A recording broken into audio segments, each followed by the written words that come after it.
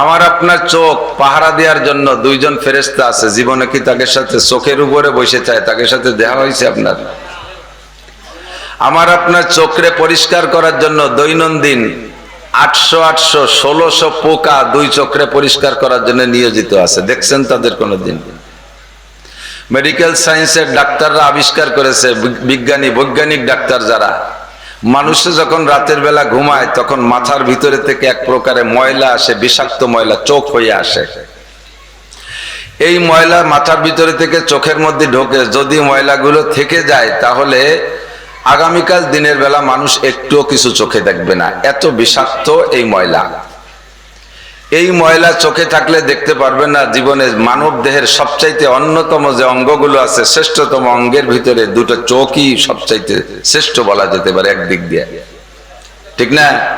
চোখ নাই যার চোখ নাই তারে মানুষও কয় না, নাম ধরেও ডাকে না, কানা কয়ে ডাহে, কানা এদিকে এই কয় না, তার নামটাও বাদ পড়ে গেছে, মানুষের খাতাতে বাদ, চোখ নাই খালি।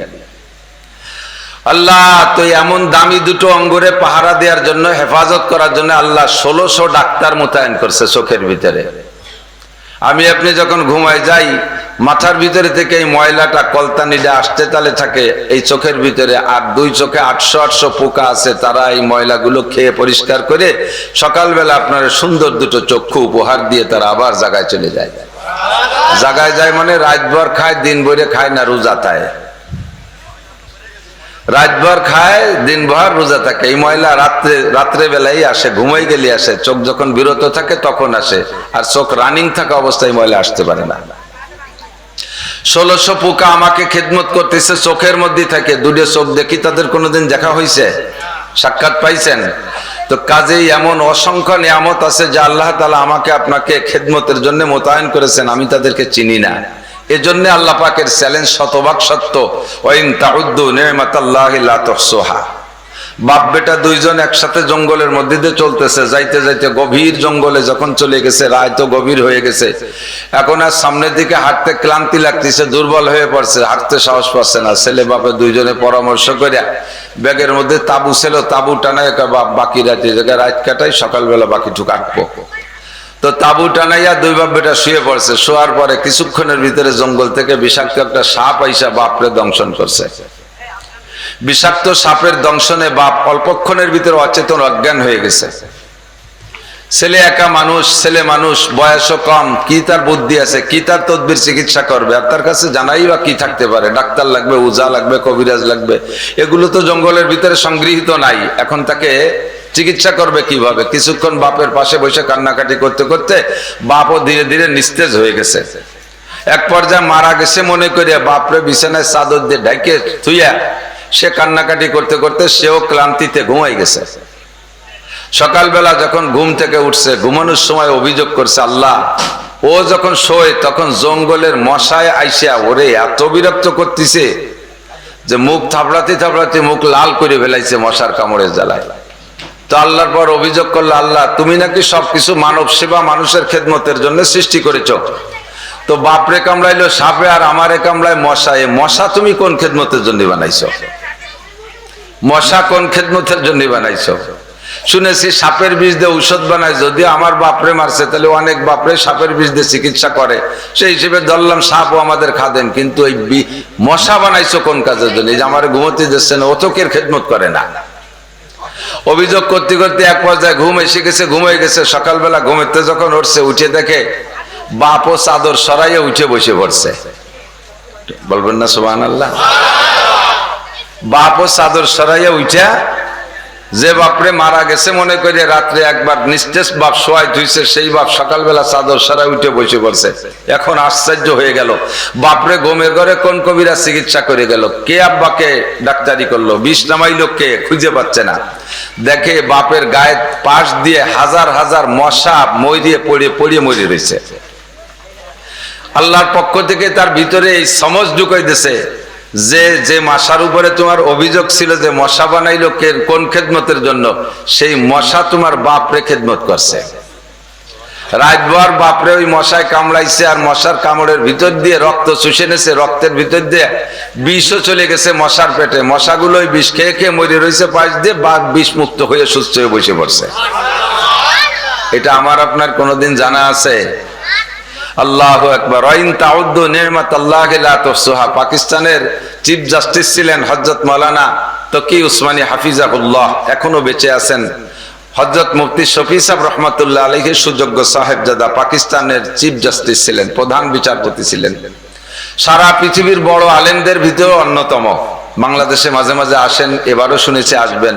হয়তো যশোর আসলে খবর পাইলে যে দেখবেন লোকটাকে, যে একটা দেশের চিফ জাস্টিস হইতে মৌলবীরাও পারে, এর একটা প্রমাণ উনি।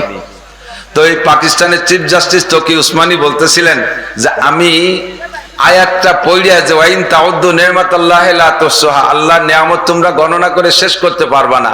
আল্লাহ চ্যালেঞ্জই দিয়েছেন, আল্লাহর এই কথা তো চ্যালেঞ্জ। যেমন কোরআন শরীফের আয়াতের ভিতরে চ্যালেঞ্জ, যালিকাল কিতাবু লা রাইবা ফি, এই কিতাবের মধ্যে কোনো সন্দেহ। ওয়াইন কুনতুম ফি রাইবিম মিম্মা নাযালনা আলা আবদিন, আমি চ্যালেঞ্জ করলাম যদি আমার বান্দার উপরে যে কিতাব নাজিল করেছি সন্দেহ হয়, ফাতু বিসূরাতিম মিন মিসলিহি, আমার মুহাম্মদ তো উম্মি, সে লেখাপড়া করে নাই, কোনো মক্তব, KG, kindergarten, primary, high school, college, বিশ্ববিদ্যালয়, দুনিয়ার কোনো মানুষের কাছ থেকে আক্ষরিক জ্ঞান নেয় নাই। তোমরাই জানো সে একজন জাগতিকভাবে মূর্খ। তে মূর্খ মানুষটা এমন পাণ্ডিত্যপূর্ণ কোরআনের আয়াত তোমাদেরকে শোনায়, আর তার চাইতে হাজার গুণে বড় বড় সার্টিফিকেটধারী মানুষ এই মক্কা মদিনায়, তোমরা সৌদি আরব, সারা পৃথিবীতে আসো।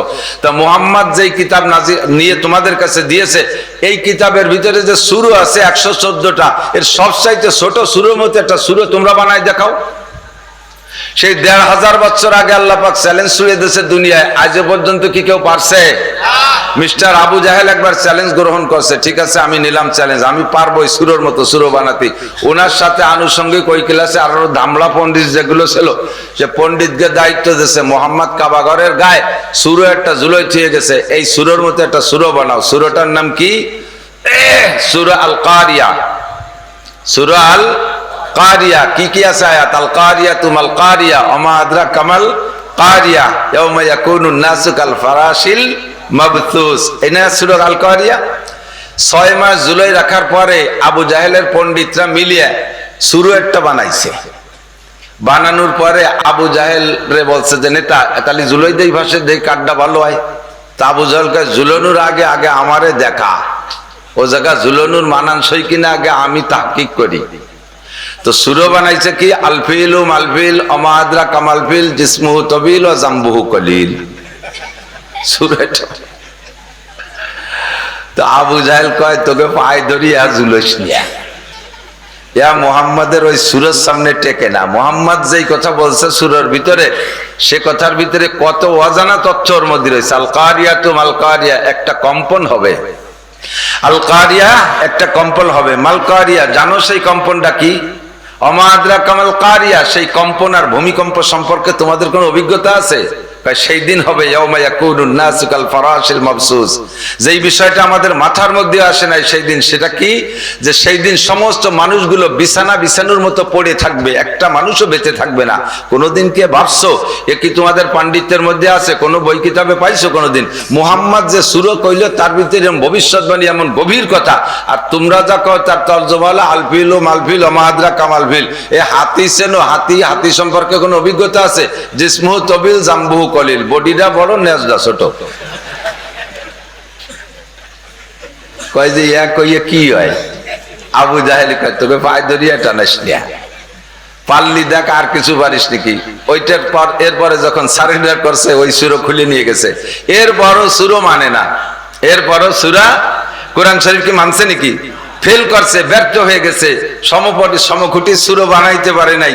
তাতে তো তারপরে এসে তওবাতিল্লাহ করে মাফ চাইয়া বায়াত দরকার ছিল, তারপরও এনাদার বেয়াদবি করেই যাচ্ছে। এরপরে আল্লাহ পাক আবার চ্যালেঞ্জ ছুড়ে দিয়েছে, কুল লাইন ইজতামাআতিল ইনসু ওয়াল জিন্নু আলা আইয়াতু বিমিসলি হাদাল কুরআন লা ইয়াতুনা বিমিসলিহি ওয়ালাউ কানা বাযুহুম লিবাযিন যাহিরা। এরপর অন্য আয়াতের মধ্যে আছে যদি একটা আয়াত পারো, সূরা থাকে একটা আয়াত, তাও তারা পারে না। এরপরে আল্লাহ বলে দিয়েছেন সারা পৃথিবীর সকলে সম্মিলিত ভাবে চেষ্টা করলেও কোরআনের মতো কোরআন রচনা করতে কোনোদিনও পারবা না। হুজুর ছোট্ট সূরাটা কোরআন শরীফের ভিতরে, এর সে ছোট সূরা খাটো সূরা আর হতে পারে না। সূরা কাউসার, ঠিক না? কুট্টি কুট্টি 3 আয়াত যেটা সূরা বানাইছে, ইন্না আতাইনাকাল কাউসার ফাসাল্লি লিরাব্বিকা ওয়ানহার ইন্না শানিয়াকা হুয়াল আবতার। কাবা ঘরের গায়ে ঝুলাই দিয়েছে হুজুর। আর একবার আল্লাহু আকবার। এবার আবু জাহেলকে আমি নিজেই দেখি চেষ্টাতে পারি নাকি। ও কতদিন চেষ্টা করে যাইয়া লাস্টে ব্যর্থ হয়ে ওর সাইডে লিখে দিয়েছে ইন্না আতাইনাকাল কাউসার ফাসাল্লি লিরাব্বিকা ওয়ানহার ইন্না শানিয়াকা হুয়াল আবতার।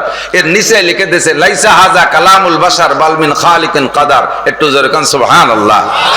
এই কথা কোনোদিনও কোনো মানব রচিত ভাষা হতে পারে না। এটা নিশ্চয়ই কোনো ঐশী বাণী, আসমানি বাণী। এর কর্তা, এর সৃষ্টিকর্তা, এই বাণীর বার্তাদাতা আলাদা কেউ, যার ভাষার সাথে জগতের কোনো ভাষায় কোনোদিন মিল খাবে না। কাজে আমরা সবাই ব্যর্থ। তারপরও তওবা করে কলেমা পড়ে মুসলমান হয় নাই। নবী পাক আল্লাহর কাছে অভিযোগ করলেন রব্বি ইলা মান আরসালতানি, আল্লাহ কোন কমজাত খবিসির কাছে আমারে পাঠাইছো নবুয়তি। এত জায়গা ফেল করে আর আমি পাস করি, তবুও তারা আমার কথা মানে না। আল্লাহ পাক বলেন কোনো চিন্তা করার দরকার নাই, ওমা আলাইকা ইল্লাল বালাগ। গোষ্ঠী শুদ্ধ সারা পৃথিবীর সব যদি কাফের থাকে, তোমার নবুয়তির মধ্যে কোনো ঘাটতি নাই। তুমি তোমার মাকামে ঠিক থাকবা, আমি আল্লাহর মাকামে ঠিক থাকবো।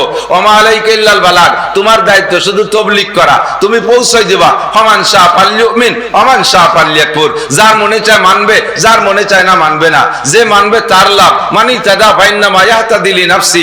যে গ্রহণ করবে তোমার কথা, হিদায়াত যে নিয়ে নেবে, তাহলে সেটা লাভ তারই হবে। এর বিশাল একটা প্রতিদান আছে, জান্নাতিন তাজরি মিন তাহতিহাল আনহার। বিশাল জান্নাত হবে, সবচাইতে ছোট জান্নাত দেয়া হবে যাকে, তাকেই দুনিয়ার মতো কমপক্ষে 10 দুনিয়ার সমপরিমাণ জায়গা দেয়া হবে।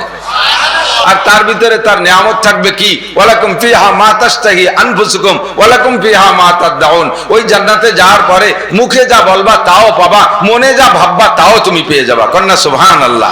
ওর ভিতরে থাকবে তোমার জন্য তাজরি মিন তাহতিহাল আনহার, 4টে নদী থাকবে। আসালাম মুসাফফা, 1 নম্বরে পিওর মধুর নদী, ওয়ালা আলাবানান খালেসা, 2 নম্বরে খালেস দুধ, কি বলা হয় দুধের নদী। ওমা আন তাহুরা, পরিষ্কার পরিচ্ছন্ন আর্সেনিক লবণ আয়রন মুক্ত নদী থাকবে, পানির নদী। অশরবাতান সাইগান লিশারিবিন, আর কলিজা ঠান্ডা করার মতো শরবতের নদী থাকবে। তোমরা দুনিয়ায় এক বালতি পানির মধ্যে একটু চিনি গুলাইয়া 2 মুখটি রুয়াবজা দিয়ে একটু কোনো মতে লাল অলি হয়, সেই ইফতারি থেকে সেহরি পর্যন্ত কয়বার বেটা মগ ভরে খাওয়ার মাথায় নাও, তাতে তোমাকে কলিজা ঠান্ডা হয় না। আর ভেস্টের মধ্যে যে শরবত থাকবে, ওইভাবে চিনি গুলাই নিয়ে আর মধু গুলাই নিয়ে শরবত না, একেবারে শরবতের নদী থাকবে। ওর মধ্যে খেজুর গাছের খাঁটি দিয়ে ঘাট বানাইয়া খালি ডুবোবা আর খাওয়া, কোনোদিনও তা কম পড়বে না। বলবেন না সুবহানাল্লাহ। এলো জান্নাত। এই পাইবা কি হলে, মানি তাদা ফাইন্নামা ইয়াহতাদি লিনাফসি, হিদায়াতের প্রতিদান। কথা বলেন ঠিক না? জান্নাতের ভিতরে যাবা, তোমার ওর ভিতরে কিছু বানাই ব্যবহার করা লাগবে না, দুনিয়ার থেকে সব বানাই পাঠাই দেছো। যারা শুধু সূরা ফাতিহার হাফেজ আছেন, শুধু সূরা ফাতিহার হাফেজ, আলহামদুলিল্লাহ জীবনে একবার পড়ছেন আর পড়তে পারেন নাই, একবার পড়ছেন মাত্র, আজকে কলেমা পড়ছে, এরপরে কোনো মতে ডেকরাই ডুকরাই আলহামদুলিল্লাহটা মুখস্থ করে একবার পড়ছে, এরপরেই তার মরণ হয়ে গেছে। হতে পারে তো এরকম মরণ। এই লোকটা একবার আলহামদুলিল্লাহ পড়ছে, ও জান্নাতের ভিতরে 7 তলা বিশিষ্ট একটা দালান পাবে। যে লোকটা আলহামদুলিল্লাহ দুনিয়ায় 1000 বার পড়ছে, 7 তলা বিশিষ্ট 1000 দালান পাবে। কমে যাচ্ছে নাকি? তাই সুবহানাল্লাহ, ষোলো হয়ে যাচ্ছে আস্তে আস্তে। যদি বড় দালান চান তাহলে হাফেজদের মতো 6666 আয়াত মুখস্থ করেন, আপনাকে ভেস্টের ভিতরে বিল্ডিং দেওয়া হবে 6666 তালা। এই যদি এক খতম একবার পড়েন তাহলে একটা, 2 বার পড়লে 2 খতম, 2 বিল্ডিং, 3 খতমে 3 দালান। একজন হাফেজ পূর্ণ হাফেজ হইতে কমপক্ষে 1000 বার খতম না পড়লে সে হাফেজ হইতে পারে নাই। একজন হাফেজে কোরআন জান্নাতের ভিতরে এই আয়াত সংখ্যা পরিমাণ 1000 বিল্ডিং পাবে। কন্যা সুবহানাল্লাহ। আর হাফেজরা যদি পড়ে তাহলে প্রত্যেক 1 খতমে 1টা দালান। আর আপনারা পাবলিকরা যদি কষ্ট করে পড়েন তাহলে 1 খতমে 2টা দালান পাবেন। ওই 6666 তালা দালান। পাবলিকই বললে 1 খতমে 2 দালান, আর হুজুররা বললে 1 খতমে 1 দালান। আল্লাহ এই জায়গায় একটু পার্সিয়ালিটি করছে। পাবলিকরে 2 দালান আর হুজুরকে 1 দালান। পরিষ্কার হাদিস, বাংলা বানাই বলছি না, বাংলাটাই বলছি খালি। হুজুর বলেন লাহু আজরান, পাবলিকের জন্য ডবল নেকি। কারণ কি? হাফেজ সাহেব কোরআন শরীফ পড়ে, তার কোনো জায়গা গামে না, 1 ঘন্টায় 3 পারা, 1 ঘন্টায় 3 পারা বিড়বিড় করে পড়ে যাচ্ছে, কোনো জায়গা নড়ে সড়ে না, বিড়বিড় করে পড়ে যায়। 1 ঘন্টায় 3 পারা, আউয়াল আখির কোথাও ঘামে নাই। আর পাবলিকে 3 ঘন্টায় 1 পারা, কতক্ষণ? 3 ঘন্টায় 1 পারা পড়তে প্রথম টুপি খুলছে গরমের জ্বালায়, পরে জামা খুলে বইছে, এরপরে গেঞ্জি খুলে ফেলাইছে, এরপরে লুঙ্গির নিচে আরেকটা ছিল সেটা খুলে ফেলাইছে, কোনো মতে লুঙ্গিটা পরা আছে আর পড়তে হাওয়ায় যাচ্ছে। হাদিসে আছে হুজুর বলেন পাবলিকের পড়ার তর্জ কেমন, এতলু এত তাও পড়ে আর তো আরে তোতায় পড়ে না, একটু এই যে একটু মতন, একটু মতন, খানিক এই যে করে খানিক থামিয়ে যায়, এরপরে খানিক সেই যায়, এরপরে এদিক ওদিক থাকে যে কেউ আসেনি, কি তো ঠেলি উঠতে পারতেছি না, কি জ্বালায় জায়গা বড় বেকায়দা পড়ে গেছি। এই সব উঠানামা করতে তার জান যায়। আলহামদুলিল্লাহ বলে আলহামদুলিল্লাহ রাব্বিল আলামিন আর রহমান রহমান মিন খারাজার মা নূরা জান্নির আর রহমান রহিম মা মা মা মা মা মিন খারাজার মা আলহামদুলিল্লাহ মালিক ইয়াউমিদ্দিন গয়দিল। এই অত্যন্ত আউয়াল আখির গামিয়ে গেছে, ফেরেশতাকে কয় 2 খতমের নেকি দিয়ে দাও। হুজুর রে কয় 1 খতম, তাই ওনার 1 খতম, ওনার 2 খতম, কয় যে গামার জন্য আর 1 খতম দাও। কন্যা সুবহানাল্লাহ। আল্লাহ তো বস্তা ধরে ঢেলে দিয়েছে, খালি নিতেই পারি না। আল্লাহু আকবার। তো দোস্ত মানি তাদা বাইনামা ইয়াহতাদিলি নাফসি, জান্নাতের ভিতরে যাই এই বিল্ডিং গুলো আপনি পাবেন। প্রথম দিন জান্নাতে ঢোকার সাথে সাথে পুরুষরা 72 জন করে বউ পাবেন। এই বেশতে 2-3 জন খুশি আর সব চুপ করে বসে রয়েছে। 72 জন স্ত্রী, বলবেন না কিছু বেজার? আমাকে বাড়ির পাশে একজন 2 ভোর জ্বালায় বাড়ি থাকতে পারে না, 12 মাস কাল তবলিগি থাকে, আর অড্ডন বউ থাকলে জান্নাত তো দূরই কথা, দোজখেই থাকতে পারে না, বাড়ি করা যায় না। এই চিন্তায় ভয় পাচ্ছেন নাকি? কোনো টেনশন নাই, জান্নাতি হুররা কোনো জ্ঞানজাম করে। দুনিয়ার 2 বউ তো মারামারি, জনে চুল ছিঁড়াছিঁড়ি কামড়ি মারামারি বাড়ি বাঁধায়, মাঝে 2 জন এসে আপনার পর হামলা করে। কি জন্য করে? জাগতিক যে স্বার্থ আছে সে স্বার্থের অভাবের কারণে, তাই তো নাকি বলেন? স্বার্থের অভাবে। আর জান্নাতের মধ্যে স্বার্থের কোনো অভাবই নাই। ওই জান্নাতি 72 জন হুর আইসা কোমর দুলাই দিলে আপনার সামনে ড্যান্স করবে আর গান গাইবে, আরবিতে গান গাবে। নাহনুল খালিদাতু ফালা নাবিদু, নাহনুন নাইমাতু ফালা নাবআসু, নাহনুর রাজিয়াতু ফালা নাসকাতু, তুবা লিমান কানা লানা ওয়া কুন্না লাহু। আল্লাহু আকবার। তারা গান গাবে আর বলবে আমরা চিরকাল আছি, চির সুন্দরী, আমাদের চেহারার ভিতরে ভাঁজ পড়বে না।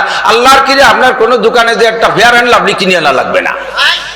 আমাকে এই চেহারা হলো স্টাই একের ওয়াটার প্রুফ এবং বার্ধক্য প্রুফ, এ বুড়ো হয় না। নাহনুল খালিদাতু ফালা নাবিদু, কোনদিন আমরা শেষ হব না। নাহনুন নাইমাতু ফালা নাবাসু, আমরা কোনদিন আমরা যে নিয়ামতের সাথে আছি, যে সৌন্দর্যের সাথে আছি, এই সৌন্দর্যের মধ্যে কোনো ঘাটতি নাই।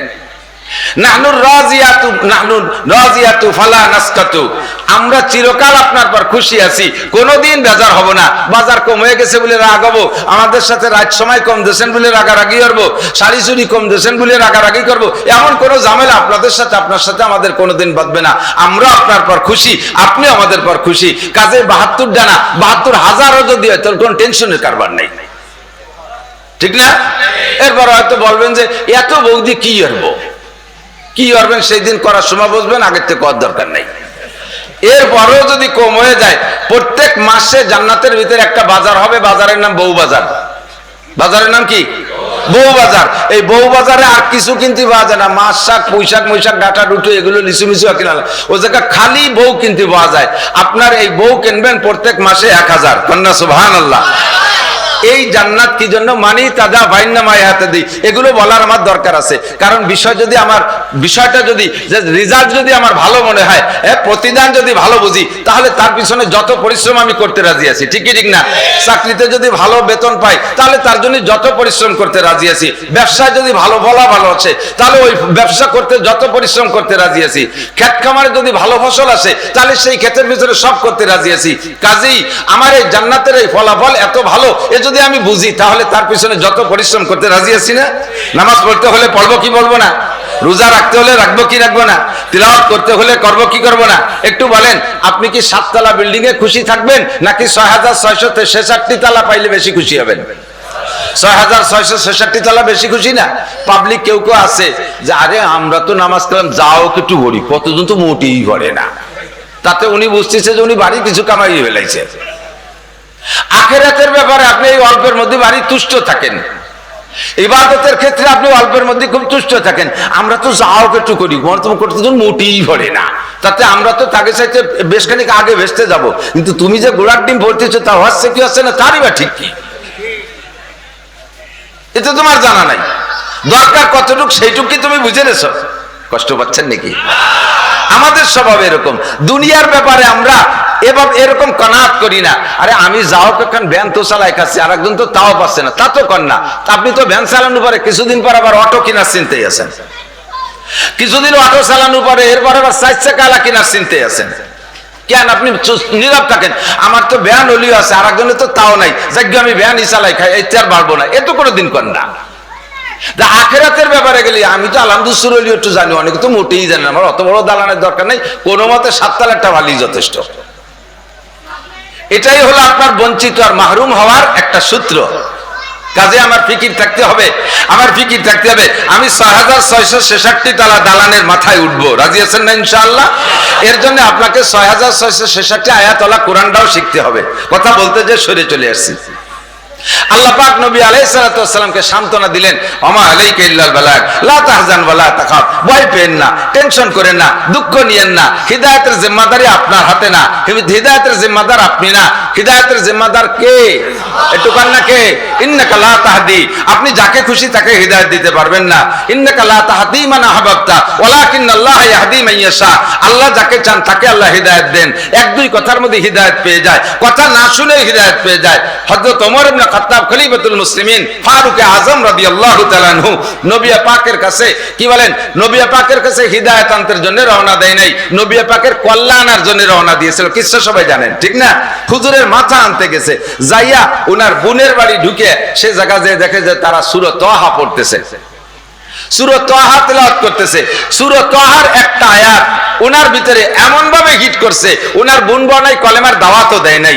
সেখানে হযরত খব্বাব রাদিয়াল্লাহু তাআলা আনহু তাদের উস্তাদ ছিলেন, সেও ওনাকে কলেমার দাওয়াত দেয় নাই, পড়তেও বলে নাই। যার বোন বনাই তারাও পড়ে নাই, দেখে একটা চামড়ার গায়ে আয়াত লেখা, সূরা তাহার একটা আয়াত লেখা, কুল ইন্নানি আনাল্লাহ লা ইলাহা ইল্লা আনা ফাবুদনি ওয়া আকিমিস সালাতা লিযিকরি। আল্লাহু আকবার। এই আয়াতটা ওমর লেখাপড়া জানে, চামড়ার গায়ে শুধু আয়াতটা চোখে পড়ছে, আর ওই চামড়ার আয়াতের থেকে হযরত ওমরের ভিতরে আয়াতটা ঢুকে গেছে। হযরত ওমরের বোন বলেন, আমার ভাই যখন ওই আয়াতের দিকে তাকাইছে, আমারে পিটাইছে তো আগে পর্যাপ্ত পিটেন। আমার ভাই যখন আয়াতের দিকে তাকাইছে, আমার মনে হলো যেন আমার ভাইয়ের চোখ দিয়ে, আমার ভাইয়ের মুখ থেকে একটা কালো কি যেন বেরোয় গেল, ভিতরে যা কুফরির অন্ধকার ছিল ওইটা বেরোয় গেছে। আর ইতিমধ্যে দেখি ওই চামড়ার থেকে যেন একটা লাইট আমার ভাইয়ের চোখের দিকে যে ঢুকছে, আর এতটুকু ওমর হিদায়াত পেয়ে গেছে। মিস্টার আবু জাহেল নবী পাকের কাছ থেকে প্রায় 2000-এর উপরে মুজিজা দেখছে। এই আবু জাহেল 2000-এর উপরে মুজিজা, নবী পাক যতবার চ্যালেঞ্জ দিয়েছে আবু জাহেল ফেল করছে। নবী আলাইহিস সালাতু ওয়াস সালামের একটা মুজিজা আর খেয়াল করতেছেন না মনে হয়? এই আটা আটি করে, এই তালবি আলিমরা আটে কে? এই হুজুর এগুলো এই আটা বন্ধ করেন না। আপনারা যারা দাঁড়িয়ে আছেন জায়গা পাচ্ছেন না বিদায় নাকি? একটু বসলে ভালো লাগবে, দাঁড়ায় থাকলে মনে হয় যেন আপনাদেরও পছন্দ হচ্ছে না নাকি, কি দেখি এরকম একটা এলোমেলো ভাব আমার কাছে ঠেয়। একটু বসে বললি ভালো। নবী আলাইহিস সালাম মেরাজে গিয়েছিলেন স্বপ্নে না সরাসরি? একটু কথা কন, স্বপ্নে না সরাসরি? সরাসরি গিয়েছিলেন। তো নবী যখন এই মেরাজের কিসসা শুনাইলেন, সাহাবায়ে কিরামরাও প্রথম দ্বিধাদ্বন্দ্বের মধ্যে কেউ পড়ে গেছে, পরে সবাই জায়গা মতো চলে আসে। এই কিসসা আশপাশে যখন ছড়িয়ে পড়ছে, আবু জাহেলের কাছেও চলে গেছে। তা আবু জাহেল এসে কইতেছে, বাতিজা একদিন যা কইছো না কইছো, মানলি মানলাম, না মানলি না মানলাম, তোমার দলে সে কথা শুনে অনেকেই দুর্বলে তোমার দলে চলে যাচ্ছে, কিন্তু এই 2-3 দিন হলে একটা কথা শুনতে তুমি করতে গেছো কে? কি কাকা যান? তুমি নাকি তোমার আল্লাহর বাড়ি গেছিলে, মেরাজ আর শাহজিমে গেছিলে? কহান গেছিলাম। সে তোমার আল্লাহ, তোমার ব্যাপার, তোমার হয়তো ধরে টাইম দিয়ে উপরে নিয়ে গেছে, গেলি যেতে পারে, কিন্তু সাথে যে আর কিছু বাজে কথা কও এইটা কইও না। কয় আর কি কই, তুমি বলে এই জায়গাতে মদিনায় গেছো সেই এক রাত্রি, সেই জায়গা থেকে ফিলিস্তিন গেছো, ওই জায়গাতে আবার ইসরায়েল গেছো, সেই জায়গাতে আবার গেছো ইসি কি কয় মুসা আলাইহিস সালামের শ্বশুর বাড়ি, সোহাইব আলাইহিস সালামের বাড়ি ওয়া দিয়ে চলে, তারপরে গেছো আর এক জায়গা, তারপরে মুসা আলাইহিস সালামের যে তুর পাহাড়ে আল্লাহ নবুয়তি দিয়েছে সেই জায়গা গেছো, এরপরে ফিরে বাইতুল মুকাদ্দাসে যে ইমামতি করছো। এই কথাগুলো বাদ দিয়ে আটটুক কইও। হুজুর কাছে আসা জান যা গেছি তা কবে তো অসুবিধা কি, আর ওটা সুকার আর যা যা কও এই রাইতে ঘোরার কথা বাদ দাও, তুমি বাইতুল মুকাদ্দাস গেছো তার প্রমাণ কি? হুজুর কাছে আসা প্রমাণ কি হলে তুমি খুশি? কয় কও তো বাইতুল মুকাদ্দাসের কয়টা জানলা কয়টা দরজা, এটি কি এটা হও কথা না? আপনারা যারা নিজ নিজ ঘর বানায় বসবাস করেন, কয়জন মানুষ বলতে পারবেন তাৎক্ষণিক ভাবে একেবারে মুহূর্তের ভিতরে আপনার ঘরে কয়টা জানালা দরজা খুলি কইতে পারেন? কয়টা জানালা আছে কয়জন কইতে পারবেন? আপনার পাঁচতলা বিল্ডিং এ কয়টা জানালা আছে কইতে পারবেন? আমার বিল্ডিং আমি বানাইছি, আমি তো জানি না কয়টা বিল্ডিং, আমার মনেই নেই কয়টা জানালা আছে বিল্ডিং এ। আর হুজুর আলাইহিস সালাম এক রাত গেছে, আমার নবী কি বাইতুল মুকাদ্দাস জানলা গুনতে গেছে নাকি? আল্লাহ পাক ওই পর্যন্ত নেছে সব নবী রাসূল আর ফেরেশতাকে আল্লাহ তাআলা ওখানে উপস্থিত করে দিয়ে সবার ইমাম বানানোর জন্য 2 রাকাত নামাজের ইমামতি করানোর জন্য নেছে। হুজুর তো তাই করে টেনে এরপর উপরে চলে গেছে, জানলা দরজা গুনতে কি সময় পাইছে নাকি?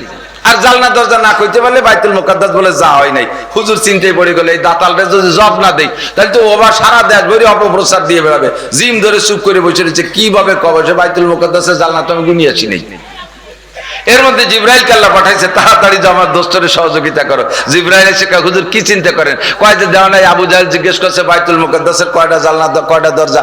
আবু জিব্রাইল তুমি তো তোমার একটা গুল্লি দিয়ে গুনাই ফেললেও পারতিয়া, তা গুনাইলে না। কয় যে ওই টেনশন করা লাগবে না, আপনি দেখে দেখে বলে দেবেন। পারবেন না?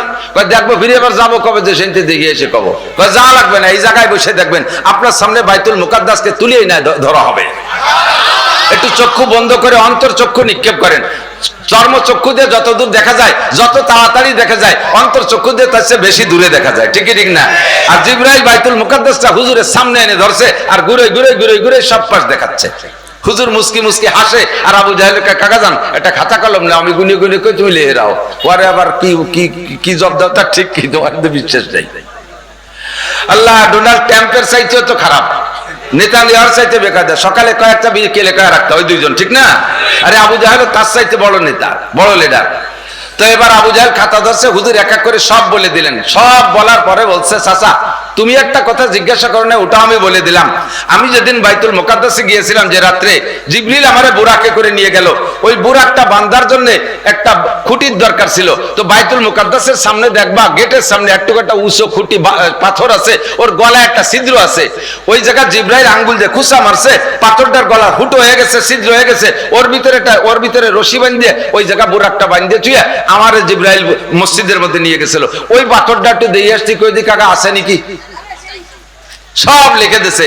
10 জনের একটা টিম পাঠাইছে, যাও দেখে আসো। আইসা আমাকে বলবা, যাবা 1 মাস, আসবা 1 মাস, আর এটাকে ভালো করে পর্যবেক্ষণ করবা 10 দিন। 2 মাস 10 দিন পরে আগে আসবা আমার কাছে, এরপরে যা করার তা আমি করবো। এছাড়া জানিবামে কোথাও যাবা না। এই 10 জন গেছে 1 মাস, আসছে 1 মাস, ওখানে থাকছে 10 মাস, পাই টু পাই মিলিয়ে নিয়ে আসছে। আসার পরে আরো 15-20 দিন চলে যায়, আবু জাহেলের সাথে সাক্ষাৎ নাই। এরা আবু জাহেলের কাছে যায় না। এখন আবু জাহেল চিন্তায় পড়ে গেল, তারা কি আসলো না? ভতে কাটে মুড়ি চুরি গেল, ভতে তো কত কিছু জুইজাবেলা আছে। পরে লোক পাঠাইয়া খবর নিয়ে দেখে সেই 10 জন মুহাম্মদুর রাসূলুল্লাহ সাল্লাল্লাহু আলাইহি সাল্লামের সামনে বসে রয়েছে। সে 10 জন সাহাবা হয়ে গেছে। কন্যা সুবহানাল্লাহ, গেছে কাফের আইসা সাহাবা হয়ে গেছে। খবর দিয়ে নিয়ে কয়, কি ব্যাপার তোদের না কথা ছিল আগে আমার সাথে দেখা করবি? কয় তোর সাথে আজ তো দায় ঠেই আছে, জীবনেও আসতাম না শয়তান। মুহাম্মদুর রাসূলুল্লাহ যা খাতায় লিখে দিয়েছে সম্পূর্ণ পাই টু পাই মিলে গেছে। কোন জালনায় কয়টা রড, কোন পাল্লায় কয়টা কাঠ, কোন দরজায় কয়টা কাঠ দেওয়া, সবকিছু হিসেবে মিলে গেছে। কাজেই যে এমন কথা বলতে পারে তার কথার মধ্যে কোনো সন্দেহ নাই। সে যে বলেছে আনা মুহাম্মদুর রাসূলুল্লাহ, আমি আল্লাহর রাসূল, আল্লাহর কথা বলেছে লা ইলাহা ইল্লাল্লাহ, এই কথা কলেমাকে স্বীকার না করা পর্যন্ত আমাদের দিল ঠান্ডা হয় নাই। এই জন্য বাইতুল মুকাদ্দাসে বসেই আমরা কলেমা পড়ে ফেলেছি। আর যার কলেমা পড়ছি তার কাছে যাবো না, কি তোর মতো শয়তানের কাছে যাবো? এই জন্য চলে গেছে ওই জায়গা। কন্যা সুবহানাল্লাহ। ঠেকাতি যে সবাই ফেলাইছে, ঠেকাতি যাইয়া সবাই ফেলাইছে। এই পর্যন্ত এত তাড়াতাড়ি মুসলমান হতো না, ওই আবু জাহেল টাইচি দিলে মুসলমান বানাইছে। কন্যা সুবহানাল্লাহ। কাজ যদি হক হয় তাহলে বাতিলের দ্বারাও প্রসার পায়। কথা কন, কাজ যদি হক হয় বাতিলের দ্বারাও প্রসার পায়। বা কাজ যদি হক হয় টাকাতে গেলে সহায় যায়, ঠিক কি ঠিক না? আল্লাহু আকবার। নবী আলাইহিস সালামকে আল্লাহ সান্ত্বনা দিয়ে বলেন, এই পুরো কোরআন শরীফ চ্যালেঞ্জ ছেড়ে দিয়ে থাকলো তোমার জন্য, জালিকাল কিতাবুল লা রাইবা ফি, কোনদিন কেউ এর এগেইনস্টে করে কিতাব বানাইতে পারবে না। আর কেউ না বানাইতে পারার পরেও যদি তোমার হিদায়াত গ্রহণ না করে, লা তাহজান ওয়া লা তাখাফ, ভয় পেও না, টেনশন করো না। নবী পাক এভাবে চ্যালেঞ্জ দিয়ে আজীবন জিতে আছে, এখনো পর্যন্ত জিতে আছি আমরা কোরআন নিয়ে, কথা কোন ঠিক কি ঠিক না? সব কিতাবের ভিতরে পরিবর্তন হয়ে গেছে, তাওরাতের ভিতরে পরিবর্তন, ইনজিলের মধ্যে পরিবর্তন, জবুরের তোর কোনো অস্তিত্বই নাই, আগের কোন আসমানি কিতাবের কোনো খবর নাই। আর এই দুইখান এখনো মানব সমাজের ভিতরে আছে। খ্রিস্টানরা ইনজিল নিয়ে নাড়াচাড়া করে, আর ইহুদিরা ওই নেতানিয়াহু গোষ্ঠী ওরা তাওরাত নিয়ে নাড়াচাড়া করে। এরা নবী মানে মুসা আলাইহিস সালাম রে, আর ওরা নবী মানে ঈসা আলাইহিস সালামকে। বলে যে ওই দুইজন বড় নবী, ওদের কার্যক্রম কিয়ামত পর্যন্ত চলতে থাকবে। কিন্তু আমার নবী আসার পরে তাদের কার্যক্রম আজ থাকবে না চলে যাবে? আছে না নেই? তাদের কার্যক্রম কি থাকবে? সেগুলো রহিত হয়ে গেছে, বাতিল হয়ে গেছে। এখন চলবে একমাত্র কোরআনের সংবিধান, ঠিক কি ঠিক না? কোরআনের সংবিধান চলবে। আল্লাহু আকবার। তো নবী আলাইহিস সালামের চ্যালেঞ্জ নিয়ে আমরা চলতে আছি। কথা সে জায়গায় চলে যান, আল্লাহ পাক এরকম চ্যালেঞ্জ ছুড়েছেন। তো ও জায়গা চ্যালেঞ্জ ছাড়ছে কি কইয়া, যে তোমরা সকলে মিলে সম্মিলিতভাবে চেষ্টা চালাই না, নিয়ামত গুণে শেষ করতে পারবা না, এই না কথা রয়ে গেছে। তো মুফতি তকি উসমানী বলেন, আমি মনে মনে একটু করলাম যে চ্যালেঞ্জটা গ্রহণ করি। খেয়াল করেন, খুব মজা। চ্যালেঞ্জটা গ্রহণ করি কিভাবে? সারা দুনিয়ায় যা আছে সব গুনতি আমরা 800 কোটি মানুষ। গুনবো কয়জনে? 800 কোটি মানুষ। এই 800 কোটি মানুষের ভিতরে ভাগ করে দেয় গোনার পদ্ধতি। জাতিসংঘের মহাসচিব ভাগ করে দিল 7টা মহাদেশের প্রধান, যে 7 মহাদেশের প্রধানের দায়িত্ব দিল, তোমার মহাদেশে যা যা আছে গুনিয়ে দাও, নালি তোমাকে এই জাতিসংঘের সদস্য রাখবো না। এবার মহাদেশ প্রধান একা একা তো গুনিয়ে পারবে না, মহাদেশের মধ্যে যত দেশ আছে সব দেশের প্রেসিডেন্ট আর প্রধানমন্ত্রীর দায়িত্ব দিল, মিয়া তোমার দেশের গুলো গুনিয়ে দাও, তা নাহলে কিন্তু মহাদেশের থেকে খারেজ করে দেবো। এবার সেই দেশের প্রেসিডেন্ট প্রধানমন্ত্রী একা একা তো গুনিয়ে পারবে না, সে তার দেশের ভিতরে যে কটা বিভাগ আছে, ধরে নেন বাংলাদেশ, আমাকে ডক্টর ইউনূস সাহেবের দায়িত্ব দিয়েছে। বাংলাদেশে 64টা জেলা আছে, 64 জন ডিস্ট্রিক্ট জজ কি বলে ডিসি সাহেবের দায়িত্ব দিয়েছে, আপনার ডিস্ট্রিক্টে যে কটা আছে গুনিয়ে দেন। ডিসি সাহেব এবার 5টা থানা আছে, থানার টিওনকে বললো তোমার থানায় যে কটা আছে গুনিয়ে দাও। টিওনা এবার ইউনিয়নের চেয়ারম্যানকে ডাকছে, তোমার ইউনিয়নে যে কটা আছে গুনিয়ে দাও। চেয়ারম্যান সে ভাই একা একা গুনবে কি রে, সে ভাগ করে দিয়েছে 9 জন মেম্বার পুরুষ মেম্বার আর 3 জন মহিলা মেম্বার, এই 12 জনে মিলে পুরো গুনিয়ে দিবি। মেম্বাররা এবার ভোটারকে বাড়ি বাড়ি যে কলো তোমাকে বাড়ি আউলাকের গোয়েল ঘর থেকে নিয়ে রান্নাঘর বাথরুম টাথরুম যেখানে যাচ্ছে সব গুনিয়ে দাও। এইভাবে যদি সাই গোষ্ঠী গুণা শুরু হয়ে দিই, কয়েকদিন লাগে সারা পৃথিবীর সবটা গুনতি, আর আল্লাহ করে যে গুনিয়ে সত্যি পারবো না। এই চ্যালেঞ্জ এভাবে মনে মনে নিয়ে উনি বললেন, আমি 3 বার সাবমেরিনে করে সমুদ্র তলদেশ ভ্রমণে গেছি বিজ্ঞানীদের সাথে। এই চ্যালেঞ্জ উপরে থেকে নিয়ে পানির তলে যাওয়ার পরে আমি চ্যালেঞ্জ ফেরত দিছি, সম্ভব না। পানির নিচে গিয়ে দেখে আসছি পৃথিবীর স্থলভাগে যত সৃষ্টি আছে আল্লাহর, এর চাইতে হাজার হাজার হাজার হাজার লক্ষ কোটি গুণ সৃষ্টি আল্লাহ পানির নিচে তৈরি করে রাখছে। উপরের গুলো সবাই মিলে ডিসিএসপিরা গুনিয়ে মুনিয়ে দিলে পানির তলে গুনতি যাব না, কয় ডুবরি যাবা সে জায়গা। দেশে কয়টা ডুবরি আছে পানির তলে তো গুনবা। কাজে আমার আল্লাহ যা কইছে তাই সত্যি, কথা কোন ঠিক ঠিক না? আল্লাহু আকবার। তো ইন তাউদ্দু নি'মাতাল্লাহি লা তুহসুহা, সব এত নিয়ামত যিনি দিয়েছেন, প্রশংসা শুকর কে পাবে? আল্লাহ পাক পাবেন। আল্লাহ শুকরের প্রত্যাশী মানে শুকর না করলে তার পথ কমে যাচ্ছে তা না, আল্লাহ পাক শুকর এবং প্রশংসায় বড় খুশি হয়, যার কারণে নিজেই প্রশংসার ভাষা শিখিয়ে দিয়েছে। আমরা কি দিয়ে কি কই না কই, দিশে পাই না না ভাই, এই জন্য আল্লাহ তাআলা সংক্ষেপে একটা ভাষা শিখিয়ে দিয়েছে, তার নাম হলো আলহামদুলিল্লাহ। বলেন না আলহামদুলিল্লাহ।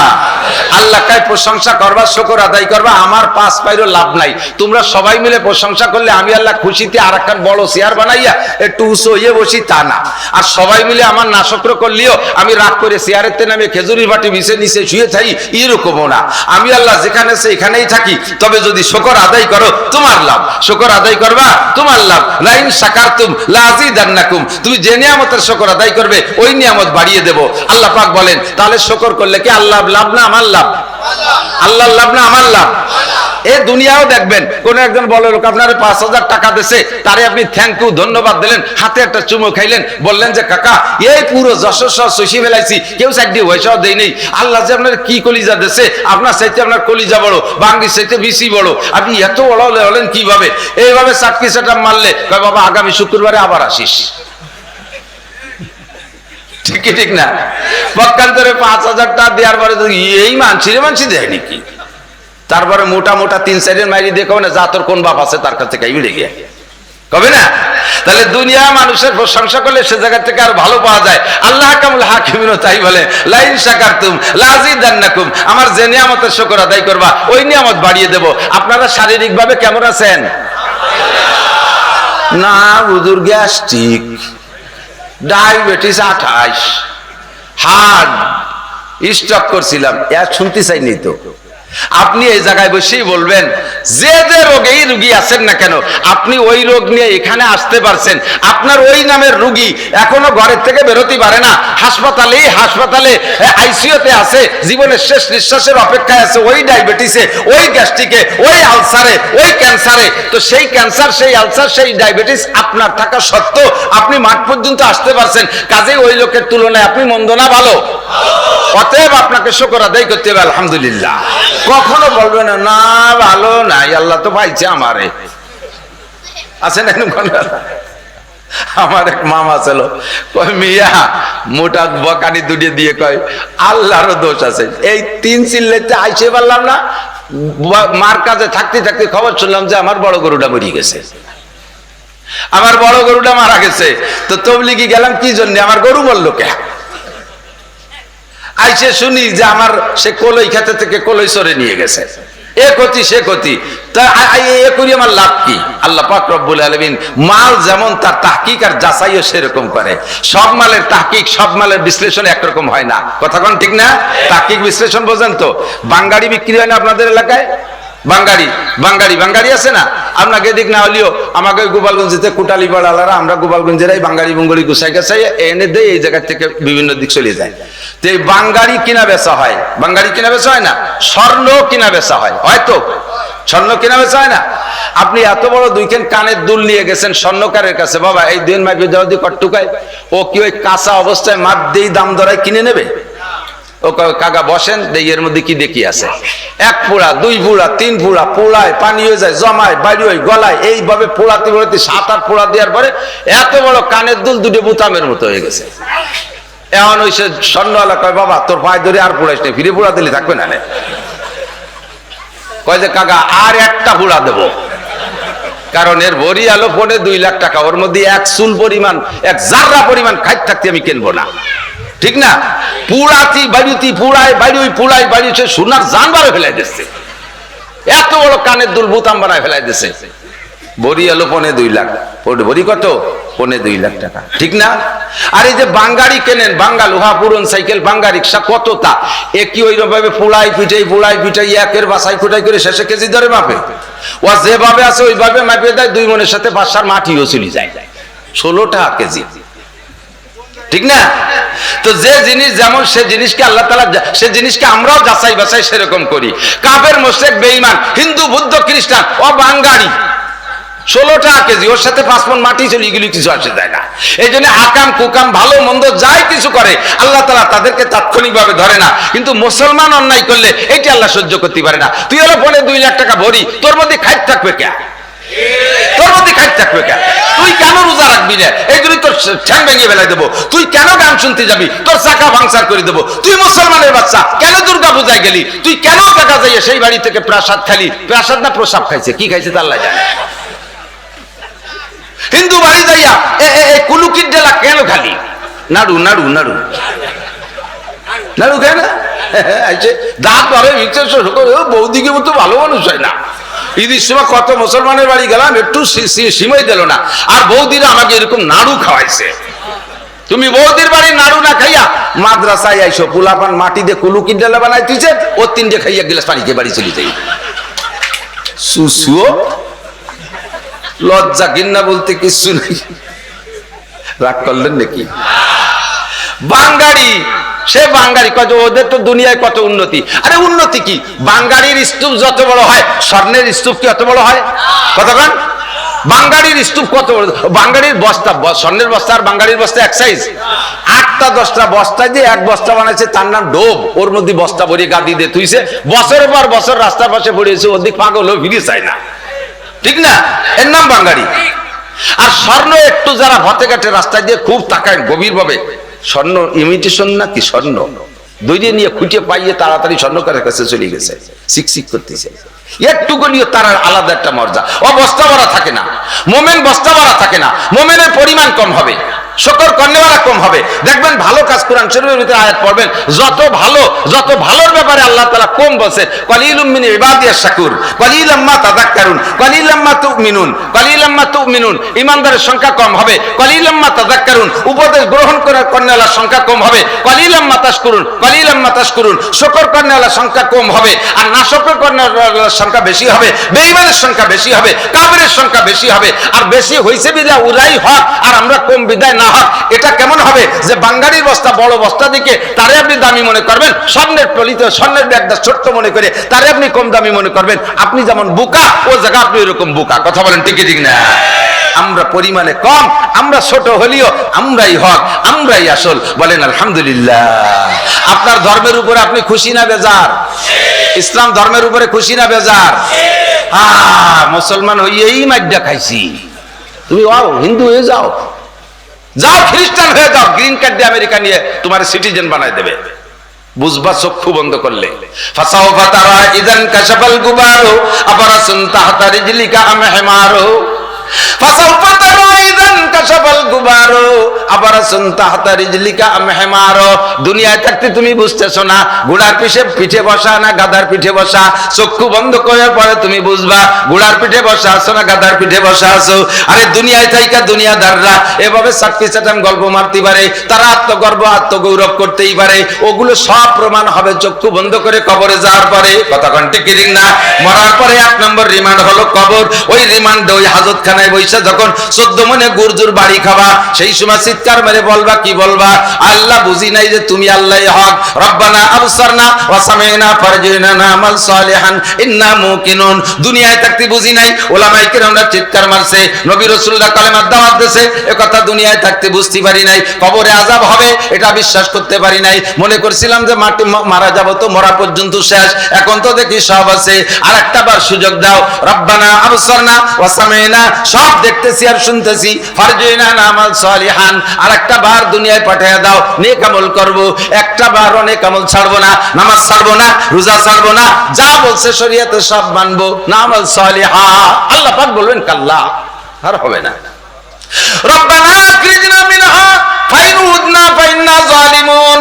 দরজা পড়বা কবরে যাইয়া, হে মুসলমান হওয়ার পরে তুমি ইসলামকে ভালোবাসো না, তুমি মুসলমানদের কালচার পছন্দ করো, তাদের সবকিছু তোমার ভালো লাগে। তুমিও মনে রাখো, যেদিন ধরা পড়বা কবরে সেদিন বলবা রব্বানা আখরিজনা মিনহা ফাইন উদনা ফাইন্না জালিমুন। আল্লাহ আরেকটা বার দুনিয়ায় পাঠিয়ে দাও, আরেকটা বার দুনিয়ায় পাঠিয়ে দাও। ফাইন উদনা ফাইন্না জালিমুন, যে অন্যায়ের কারণে অ্যারেস্ট হয়েছি, এই অন্যায় যদি আরেকবার কোনোদিন করি তাহলে সেদিন জালেম সাব্যস্ত করে যে বিচার করবা, আর কোনো আপিল করব না, আর কোনো কথা বলবো না। আল্লাহ বলবেন, কি বলবেন জানেন? ইকসাউ ফিহা, ইকসাউ ফিহা, পড়ে থাকে এর মধ্যে, অপমানজনক ভাবে পড়ে থাক। ইকসাউ ফিহা ওয়ালা তুকাল্লিমুন, আমার সাথে কোনো কথাই হবে না। সবাই ওই কালে যাইয়া আল্লাহ যদি কা আমার সাথে কথা হবে না, তাহলে কি আর কারো দরবারে যে কথা বলার জায়গা আছে? আল্লাহ বলবি ইকসাউ ফিহা, পড়ে থাকের মধ্যে, ওয়ালা তুকাল্লিমুন, আমার সাথে কথা বলবি না। সাথে আল্লাহ কোটা দেবে, আলাম ইয়াতিকুম নাজির। হে মুসলমান, আলাম ইয়াতিকুম নাজির, তোমাদের কাছে কি ভীতি প্রদর্শক যায় নাই? বক্তারা যায় নাই? তাবলীগ ওয়ালা যায় নাই? জুমার দিনে ইমাম সাহেব কি মসজিদে বলে নাই আলাম ইয়াতিকুম নাজির? খতিবরা বক্তারা কি বয়ান এগুলো বলে নাই আলাম ইয়াতিকুম নাজির? আল্লাহর হাতে, ফেরেশতার হাতে যখন রিমান্ডে গুগু মুড়া দিয়ে, পিঠ মুড়া দিয়ে, গলায় বেড়ি দিয়ে যখন টাইট করে বসায় এভাবে জিজ্ঞেস করা হবে, ও সময় তো ছুটতে পারবেন না। ছুটতি না পাইরা মিথ্যে কথা বলার কায়দা নাই, আপনি স্বীকারই করতে বাধ্য হবেন। কলু বালা জানা নাযির, জি আল্লাহ এসেছিল, কত যে সুন্দর করে বললো, যুক্তি দিয়ে বললো, দলিল দিয়ে বললো, কত ভাবে বললো। ফাকাযাবনা ওয়া কুলনা মা নাযালাল্লাহু মিন শাই, কথাগুলো বিশ্বাস করি নাই, আর বলেছে এগুলো সব মিথ্যে কথা, এগুলো আল্লাহ নাজিল করে নাই, মৌলবীরা বানাইছে নাই কইয়া এই পয়সা কামাই করার জন্য দান্দাবাজি করতেছে। এখন তো সব দেখি সত্য, আরেকটা বার পাঠায় দেন, কোনদিন আর রেহাই পাওয়া যাবে? কথা বলেন যাবে? শুকর করব কার? বলি আলহামদুলিল্লাহ। আলহামদুলিল্লাহ। সব নিয়ামতের শুকর কার হবে? আলহামদুলিল্লাহ।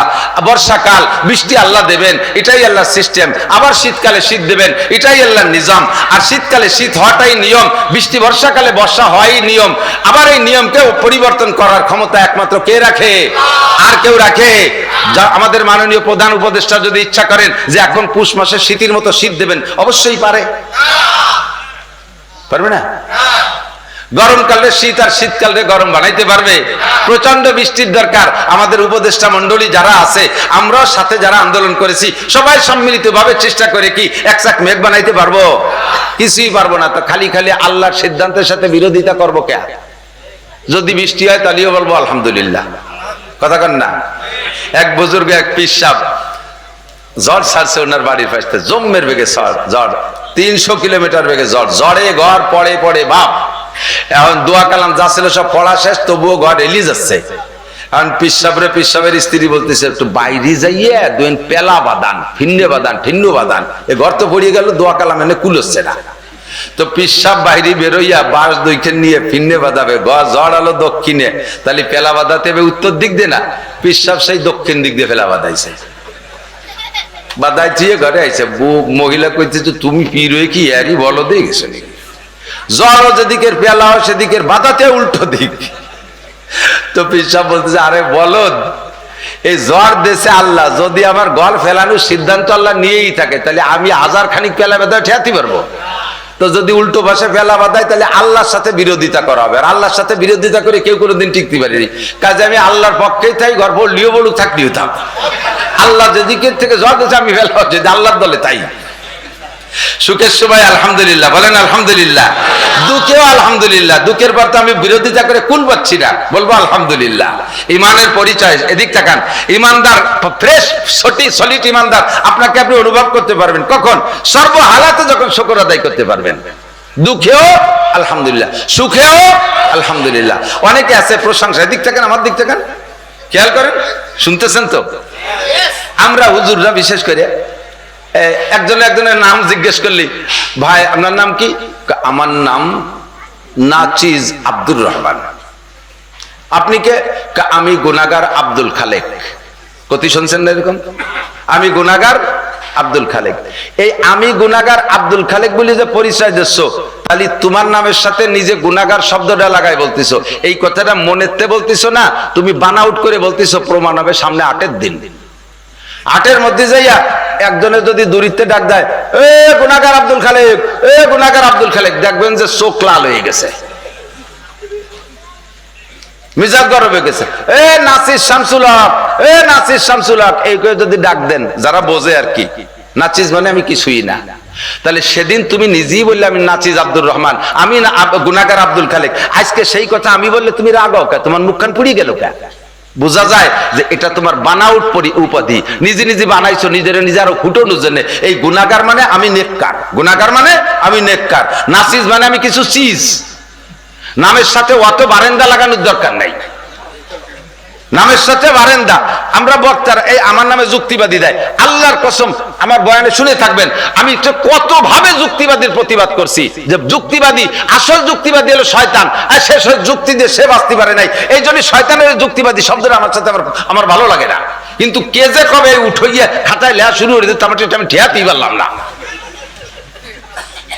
বুলবুলি, ফুলকুলি, এটা ওটা সেটা কত কাজে লাগায়। নামের এত বারেন্দার দরকার কি? এই বারেন্দা লাগানিটাই হলো রিয়ার আলামত, মানে নিজেকে নিজে ছোট মুখে প্রকাশ করা হলেও আসলে এটা মুখে অন্তরের কথা না, এটা হলো মুখের কথা।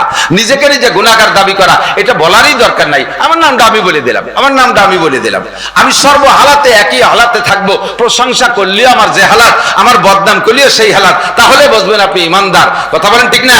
শোকর ভালো কিছু হলেও তাতেও আলহামদুলিল্লাহ, বিপক্ষে চলে গেলেও আলহামদুলিল্লাহ। তো বাহারহাল আল্লাহ পাক আজকে যে অবস্থায় রাখছে, অবস্থার পর আমরা খুশি না বেজার? বলি আলহামদুলিল্লাহ, বলি আলহামদুলিল্লাহ।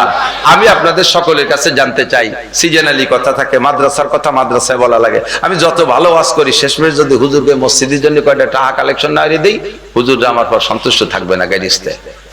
সারা রাত ভালো আপনারা বসে থাকবেন, সবাই তৃপ্তি পাবেন, কিন্তু টাকা উঠে না দিলে উন্ডাও খুশি। তবে সে টাকা উঠোনো উঠি শেষ, নিশ্চিন্তে বসে থাকেন। 1 টাকাও মাদ্রাসায় কেউ দেবেন না, যা দেশেন দেশেন। ঠিক আছে তো? বসে থাকবেন, নড়াচড়ার দরকার নেই, ভয় নাই, কোনো টেনশন নাই। তবে জিজ্ঞাসা করতে চাই, আপনারা কি সুখে থাকতে চান না অসুখে থাকতে চান? শান্তি চান না অশান্তি চান? শান্তি চান তো? সত্যি শান্তি চান?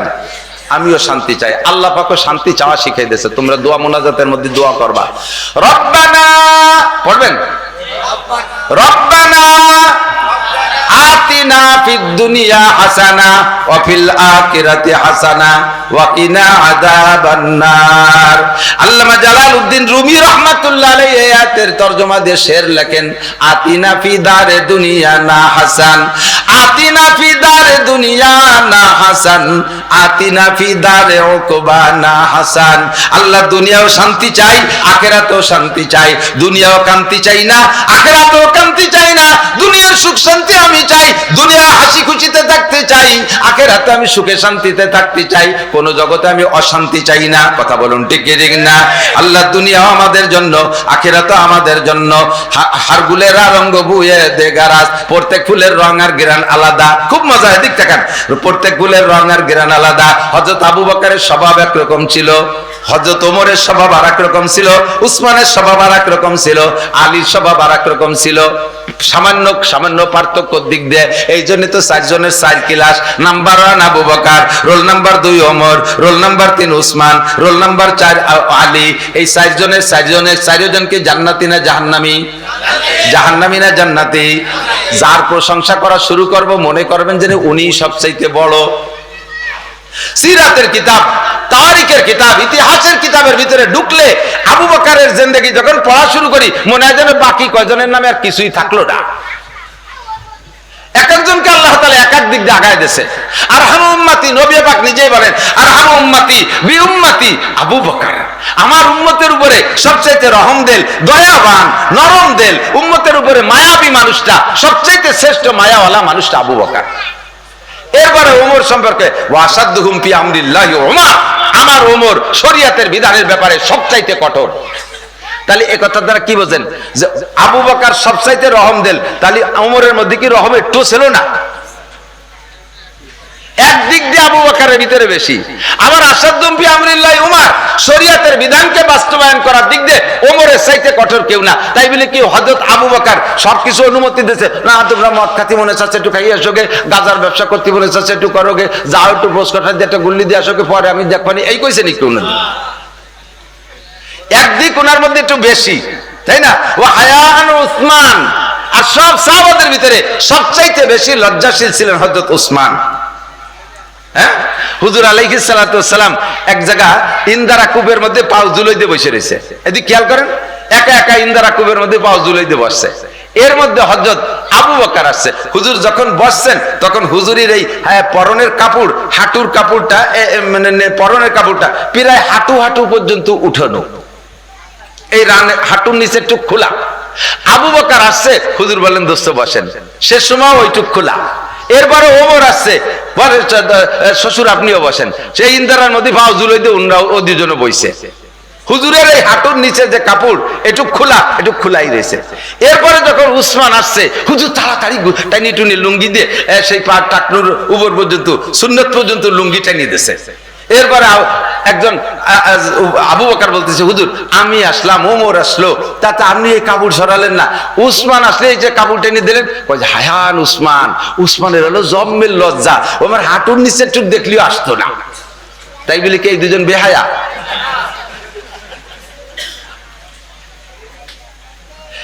একটা দিক দিয়ে হযরত উসমান এক দিক দিয়ে আগায় গেছে, হুজুর তাই বলতেছেন, তাই না? ও আকদাহুম আলী। আর সবচাইতে ন্যায় বিচার, বিচার বুদ্ধিতে আল্লাহ তাআলা আলীকে সবচাইতে বেশি বানাই দিয়েছে। বিচার বুদ্ধি সবচাইতে বেশি কার? আলী। আল্লাহু আকবার। হযরত আলীর কাছে একবার মামলা আইছে। আল্লাহ, দুইজনে, দুই দোস্ত একসাথে রাস্তা দিয়ে সফরে যাচ্ছে, বলবো নাকি? বিচার করেন যারা, তারা তাদের জন্য খুব উপকারী হতে পারে।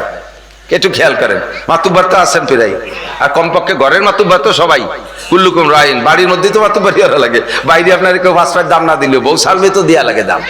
কাজে বিচার শিখে রাখতে হবে। বহুত উল্টো পাল্টা বিচার আপনারাও করেন। তো দুইজন আইসে হযরত আলীর কাছে খেয়াল করেন, হযরত আলী দুইজনের রাস্তা দিয়ে হাঁটতেছে, তো দুইজনের ব্যাগে খাবার আছে, তো দুইজনে খানা খাবে বলে দস্তারখান বিছাইয়া দুইজনের ব্যাগের থেকে, একজনের ব্যাগের থেকে 2টা রুটি বের করছে, আর একজনের ব্যাগের থেকে 3 রুটি বের করছে। খেয়াল করছেন? দুইজনে কয় রুটি? 5 রুটি বের করছে। এখন এই 5 রুটি খাবে দুইজনে, কিভাবে খাবে? দুই রেখাইয়ে পরের ডায় অর্ধেক ভাগ করে নেবে। তা না করিয়া উনরা দুইজনে 5 রুটিরে, এক রুটিরে 3 ভাগ করছে, 15 টুকরো করছে। কয় টুকরা? 15 টুকরা করছে। এই 15 টুকরো করছে কেন? আগের সিস্টেম ছিল যে 2 রুটি খেয়ে 1 রুটি ভাগ করে খাবে। এর মধ্যে তৃতীয় আর একজন মেহমান এসে উপস্থিত হয়েছে। এখন চিন্তা হলো 3 জনে খাতি গেলি 5 রুটিরে 3 ভাগ করবো কিভাবে? তা তো অসুবিধা হয় না। তাহলে এক রুটিরে 3 টুকরা করি, 15 টুকরা, 5 টুকরা করে 3 জনে খাবো। এই 3 রুটিরে 15 টুকরা করে বসে 3 জনে খাইছে, 5 টুকরা করে খাইছে। খাওয়ার পরে ওই লোকটা 5টা টাকা ওনাকে হাত দিয়ে দিয়েছে, দস্তারখানের পর তুইছে যে দোস্ত আমি উপযুক্ত সময় খাবার পাইছি, বিনিময় না, আমি খুশি হইয়া 5টা টাকা দিলাম। এই 5 টাকা দেওয়ার পরে উনি চলে গেছে। এখন এই দুইজনে 5টা ভাগ করবে কি? 5টা তার টুকরো টুকরোরা যায় না। এখন 3 রুটি এলাকায় ইনসাফি বন্টন, আমি রুটি বের করছি 3 কেন, আমি পাবো 3 টাকা। আর তুমি ব্যাগেতে বেরোইছো 2 কেন রুটি, তুমি পাবা 2 টাকা। আর ওর দাবি যে সমান সমান ভাগ হবে, 2.5 টাকা করে ভাগ হবে। ওর দাবি কি? যে একসাথে খানা খাইতে বসছি, সব তো মিশাই টিশাই রয়েছি, মেহমানদারি 2 জনের টেকতে সে খাইছে, কাজেই আমি ওই মেহমানদারির অর্ধেক ভাগ পাবো, তুমি অর্ধেক পাবা। আর ও কাজে না, তা হবে না, রুটি যার যে কটা সেটা সেই কটা পাবে। এই নিয়ে গ্যাঞ্জাম মেটে না। দুইজন হযরত আলীর কাছে গেছে। তো হযরত আলীর কাছে গেলে হযরত আলী রাদিয়াল্লাহু তাআলা বলছে, বেটা তোমারে কয়টা দিতে চাইছে? কয় 2 টাকা। নিয়ে সরিয়ে পড়ো, তাহলে লাভ হবে না। কয় যে হুজুর আপনিও সেই উল্টো বিচার করলেন, মেহমানদারি করছি, একসাথে দস্তারখানে রুটি তুই ভাগ করে কেটা কয়েন খাইছে, ও সে লোক 5 খান খালি, আমার এনতে তো 5 খান খাতি পারে। কারণ হযরত আলী বলতে, তাতে যদি তোমার তৃপ্তি না হয় তাহলে ইনসাফি ভাগ করবো। বলে করেন। কয় তোমরা কয়খান রুটি ছিল? কয় 5 খান। টুকরা বানাইছো কয়টা? কয় 15টা। কেটা কয়খান খাইছো? কয় আমি 5 খান, সে মেহমান 5 খান, উনি 5 খান। এবার হযরত আলী বলতেছেন যে তোমার রুটি কয়টা? আমার রুটি 2টা। তো তোমার 2 রুটিতে কয় টুকরা হইছে? কয় টুকরা? 6 টুকরা। তার 6 টুকরার 5 টুকরাই তুমি খাইছো। 5 টুকরা তুমি খাইছো, তোমার তে মেহমান খাইছে মোটে 1 টুকরা। তুমি 5টা হারে ওই 15 ভাগ করে যে সাইডে নয় তাই পাবা, আর যা সবও পাবে। কতক্ষণ ঠিক কিনা? এমন ওই লোক, ওই ছোটবেলা চাড়া খেলতাম, মনে আছে নি? চাড়া খেলা, হ্যাঁ, এই যে দেতলি লাঠি দিয়ে এরকম পিয়ে মারতাম, 1 বিঘেতের মধ্যে ফেলাতে পারলি 10 আঠি 15 আঠি 20 আঠি, মনে আছে নাকি? যদি এই চাড়া ফিকে মারার পরে বেকায়দায় জায়গায় যে পড়ে, তাহলে ওই দ্বিতীয় জন যে ফেকবে সে কোটের মধ্যে তুইও কয় তুই ফিরিয়ে আয়, আমি ফেকবো না, তুই ফিরিয়ে আয়। যখন দেখছে যে টাকা চাইরে না ভাগে পাচ্ছে, ওই লোক বুঝো তাহলে আগের বিচারিও। আল্লাহ রাসূল বলেন, ওয়াকদাহুম আলী, আমার আলীকে আল্লাহ তাআলা বিচার বুদ্ধি সবচেয়ে বেশি দিয়েছিলেন। হযরত ওমর রাদিয়াল্লাহু তাআলা যখন খলিফাতুল মুসলিমিন, এজলাসে বসা, বিচার, উনি অনেক বিচার টিচার করতেছেন, সংসদে বসা। এর ভিতরে একটা মহিলা সারা গায়ে রক্তাক্ত, রক্তে তারবাতার, নিচের টুক রক্তে ভিজা, সবে মাত্র একটা বাচ্চা ডেলিভারি দিয়েছে, সেই ডেলিভারির রক্তে নিচের কাপড় ভিজা, উপরের টুক ভিজে গেছে রক্তে, স্বামীতে পিটাইছে, এমন পিটান আহত করে ফেলাইছে, নিচের রক্ত মারির রক্ত দিয়ে সারা গার লাল হয়ে। এই 6 মাসের মাথায় আজকে মাত্র 6 মাস পড়ছে, ও একটা বাচ্চা ডেলিভারি দিয়েছে। বলেন হুজুর 6 মাসে কি বাচ্চা হয়? তাহলে তোমার ধারণা কি? বাপের বাড়িতে নিয়ে আইছে, অন্য জায়গাতে নিয়ে আসছে। তাহলে ব্যভিচারিণী, অন্যায়কারিণী, চরিত্রহীন, তার বাচ্চা হারাম, একটা হারামজাদা আমার ঘরে জন্ম দেবে, আর একটা ব্যভিচারিণী মহিলা, আমি তার পর্যাপ্ত মারছি, আতুর ঘরেই বাহি যেটুক আছে আপনি মারেন।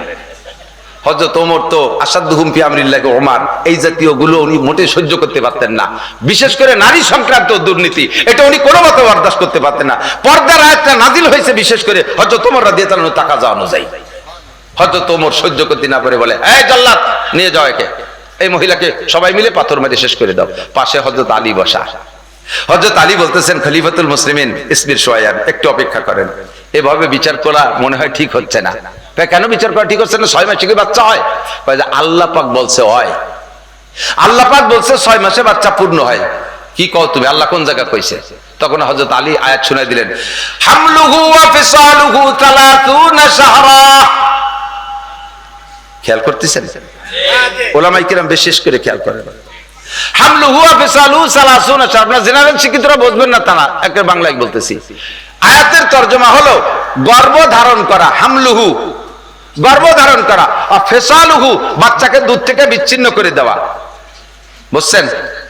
বাচ্চা গর্ভ ধারণ করা, এরপরে বাচ্চাকে জন্মের পরে দুধ থেকে বিচ্ছিন্ন করে দেওয়া, দুইটা কাজ।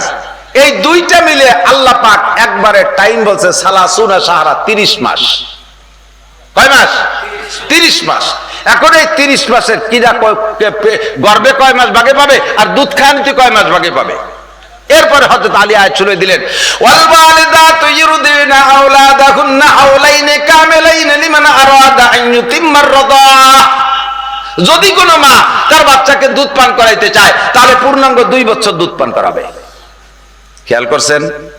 বাচ্চা পেটে নেওয়ার থেকে শুরু করে নিয়ে ডেলিভারির পরে দুধ খাওয়াইয়া বিচ্ছিন্ন করে দিয়া, দুইটা মিলে 30 মাস। এই 30 মাসের ভিতরে আবার বাচ্চারে দুধ খাওয়ানোর টাইম ভাগ করে দিলে 2 বছর, 24 মাস। তাহলে আর থাকে কয় মাস? তাহলে প্রমাণ করে দুধ খাওয়ানো 2 বছর বাদে যেই 30 মাস আল্লাহ একবারে দুইটা মিলে টাইম বলছে, তার থেকে গর্ভধারণ করার টাইম থাকে 6 মাস। কাজেই কোনো মহিলা যদি বিবাহের পরে যা 6 মাসের মাথায় দেয়া একটা বাচ্চা ডেলিভারি দেয়, তাহলে ওই বাচ্চাটাকে হারামজাদা বলা যাবে না, ওর মাকে জানিয়া ব্যভিচারিণী বলে বিচার করা যাবে না। এই বাচ্চা হালাল, তার মাও পবিত্র মা। বলেন আল্লাহু আকবার। আমাদের দেশের মানুষের সুফাই তো বাড়ি জোর, কিছু করতে না পারলে কথাই দিয়ে মাইরি দিতে পারে। কোন মহিলা যদি বিবাহের পরে শ্বশুর বাড়ি আসার পরে 6 মাস পরে একটা বাচ্চা ডেলিভারি দেয়, তাহলে এমনিতে টিপা টিপি করে বুড়ি বুড়ি দাদি শাউড়ি নারী শাউড়িরা কি কয় জানেন? ওই তোর কি, আমি ওই এই প্রথম দিন বুঝছি, খালি হাতে আসি নেই, কিছু নিয়ে আইছে। আমি প্রথম দিন দিয়ে হিটের পাইছি, উনি ছিল সেই সময় ওই জায়গায় একসাথে। এই কথা বলার সাথে সাথে বুড়ি যদি উপযুক্ত সাক্ষী প্রমাণ পেশ না করতে পারে, ইসলামী স্টেট হইলে সামানিরা জালদা, এইরকম মিথ্যা অপবাদদাতা যারা হবে তাদের 80 ডুরা মারতে হবে, পাছায় তুলিয়া 12 ভাষা চাবড়া শুনি বেলায় দিতে হবে। কথা প্রতি বললেই বাসো। আল্লাহ কইছে 6 মাসের মধ্যে বাচ্চা হলে বাচ্চা হালাল। এই কথার পর হযরত ওমর সাইফে গেছে, সাইফে যে কয়, লাউলা আলিউল্লাহ লাহলাকা ওমর। আজকে যদি আলী আমার পাশে না থাকতো, তাহলে আমি ওমর ধ্বংস হয়ে যেতাম।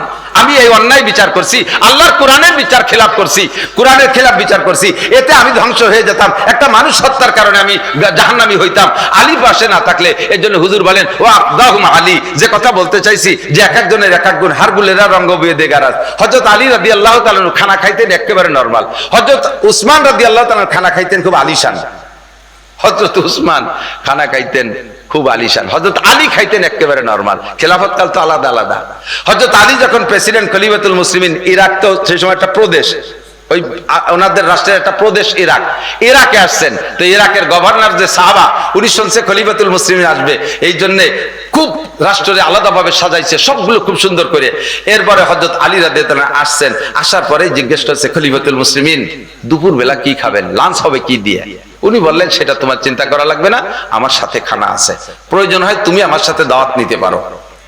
তখন খলিফাতুল মুসলিমিন নিষেধ করছে, তা আর তো বাড়া যাবে না, কথা বাড়াবাড়ি করা যাবে না। উনি আরো প্রাদেশিক গভর্নর, উনি আরো রাষ্ট্রের প্রধান। কাজেই উনি যখন বলছে যে খাবার আমার সাথে নিয়ে আসছি, এ জায়গাতে আর মাতুব্বারি করা যায় না। তো সাথে সাথে অফিস টফিস পরিদর্শন টর্শন সবকিছু শেষে দুপুরে জোহরের নামাজ পড়ে যান, খানা খাইতে বসছে। একটা খাস রুমের ভিতরে চলো খানা খাই।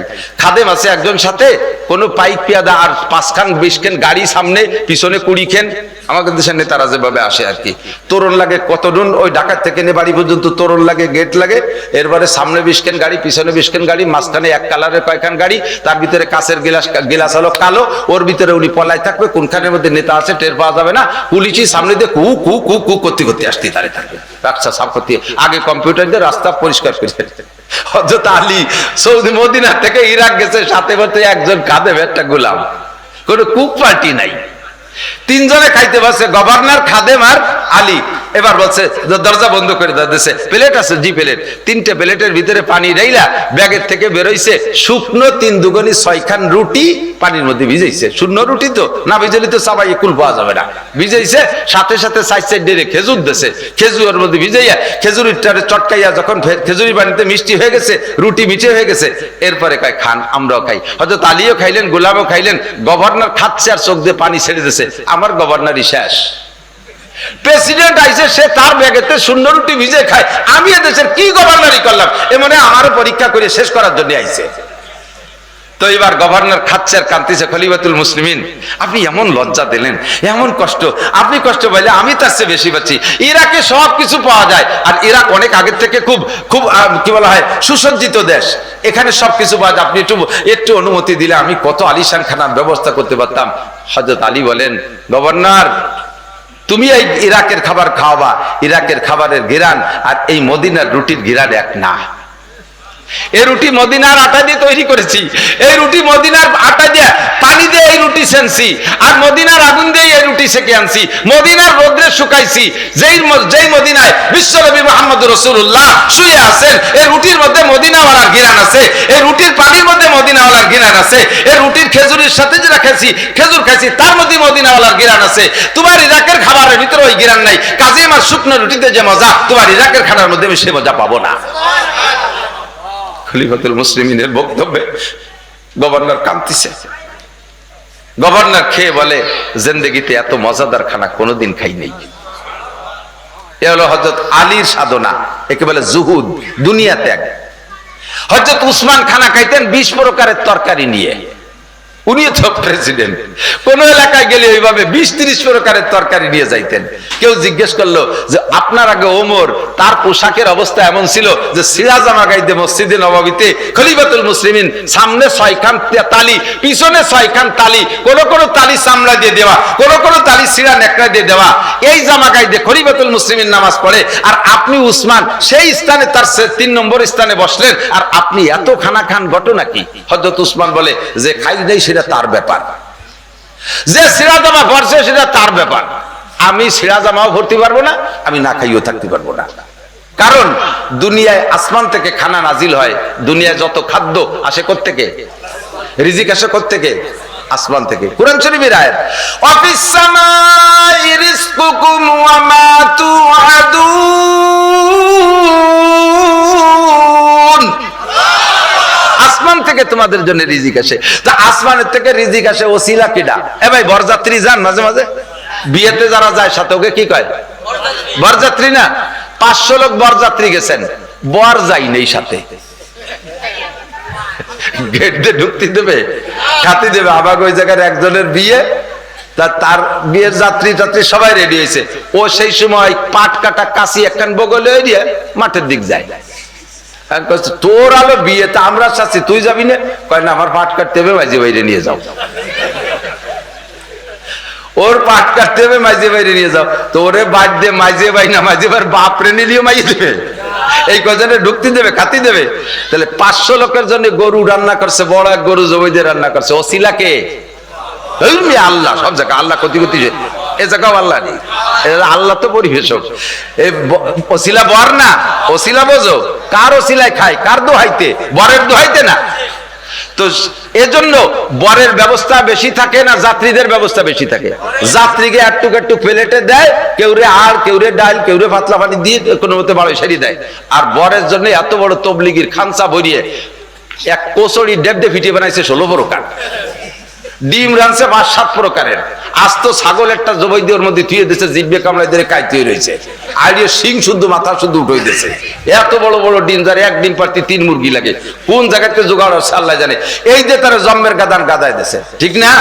কারণ যার ওসিলায়, তার জন্য ব্যবস্থা থাকতে হবে বেশি। হযরত উসমান বলেন, দুনিয়ায় আল্লাহ তাআলা আসমান থেকে যে খানা পরিবেশন করে একমাত্র মোমেনদের উসিলায়। মোমেনরা হলো বর, কাফের, মুশরিক, হিন্দু, বুদ্ধ, খ্রিস্টান, ইহুদ, নাসারা, নাস্তিক, মুরতাদ, বেঈমান, নমরুদ, কারুন, হামান, সাদ্দাত, ফিরাউন, আবু জাহেল, আবু লাহাব, উতবা, সাইবা, ওলীদ ইবনে মুগিরা, ও ডোনাল্ড ট্রাম্প, নেতানিয়াহু, যত কাফের মুশরিক যারাই খায়, বাঘ ভাল্লুক যত প্রাণী আছে সবাই খায়, ওসিলা হলো বর, হলো মুসলমান, বর হলো মোমেনরা।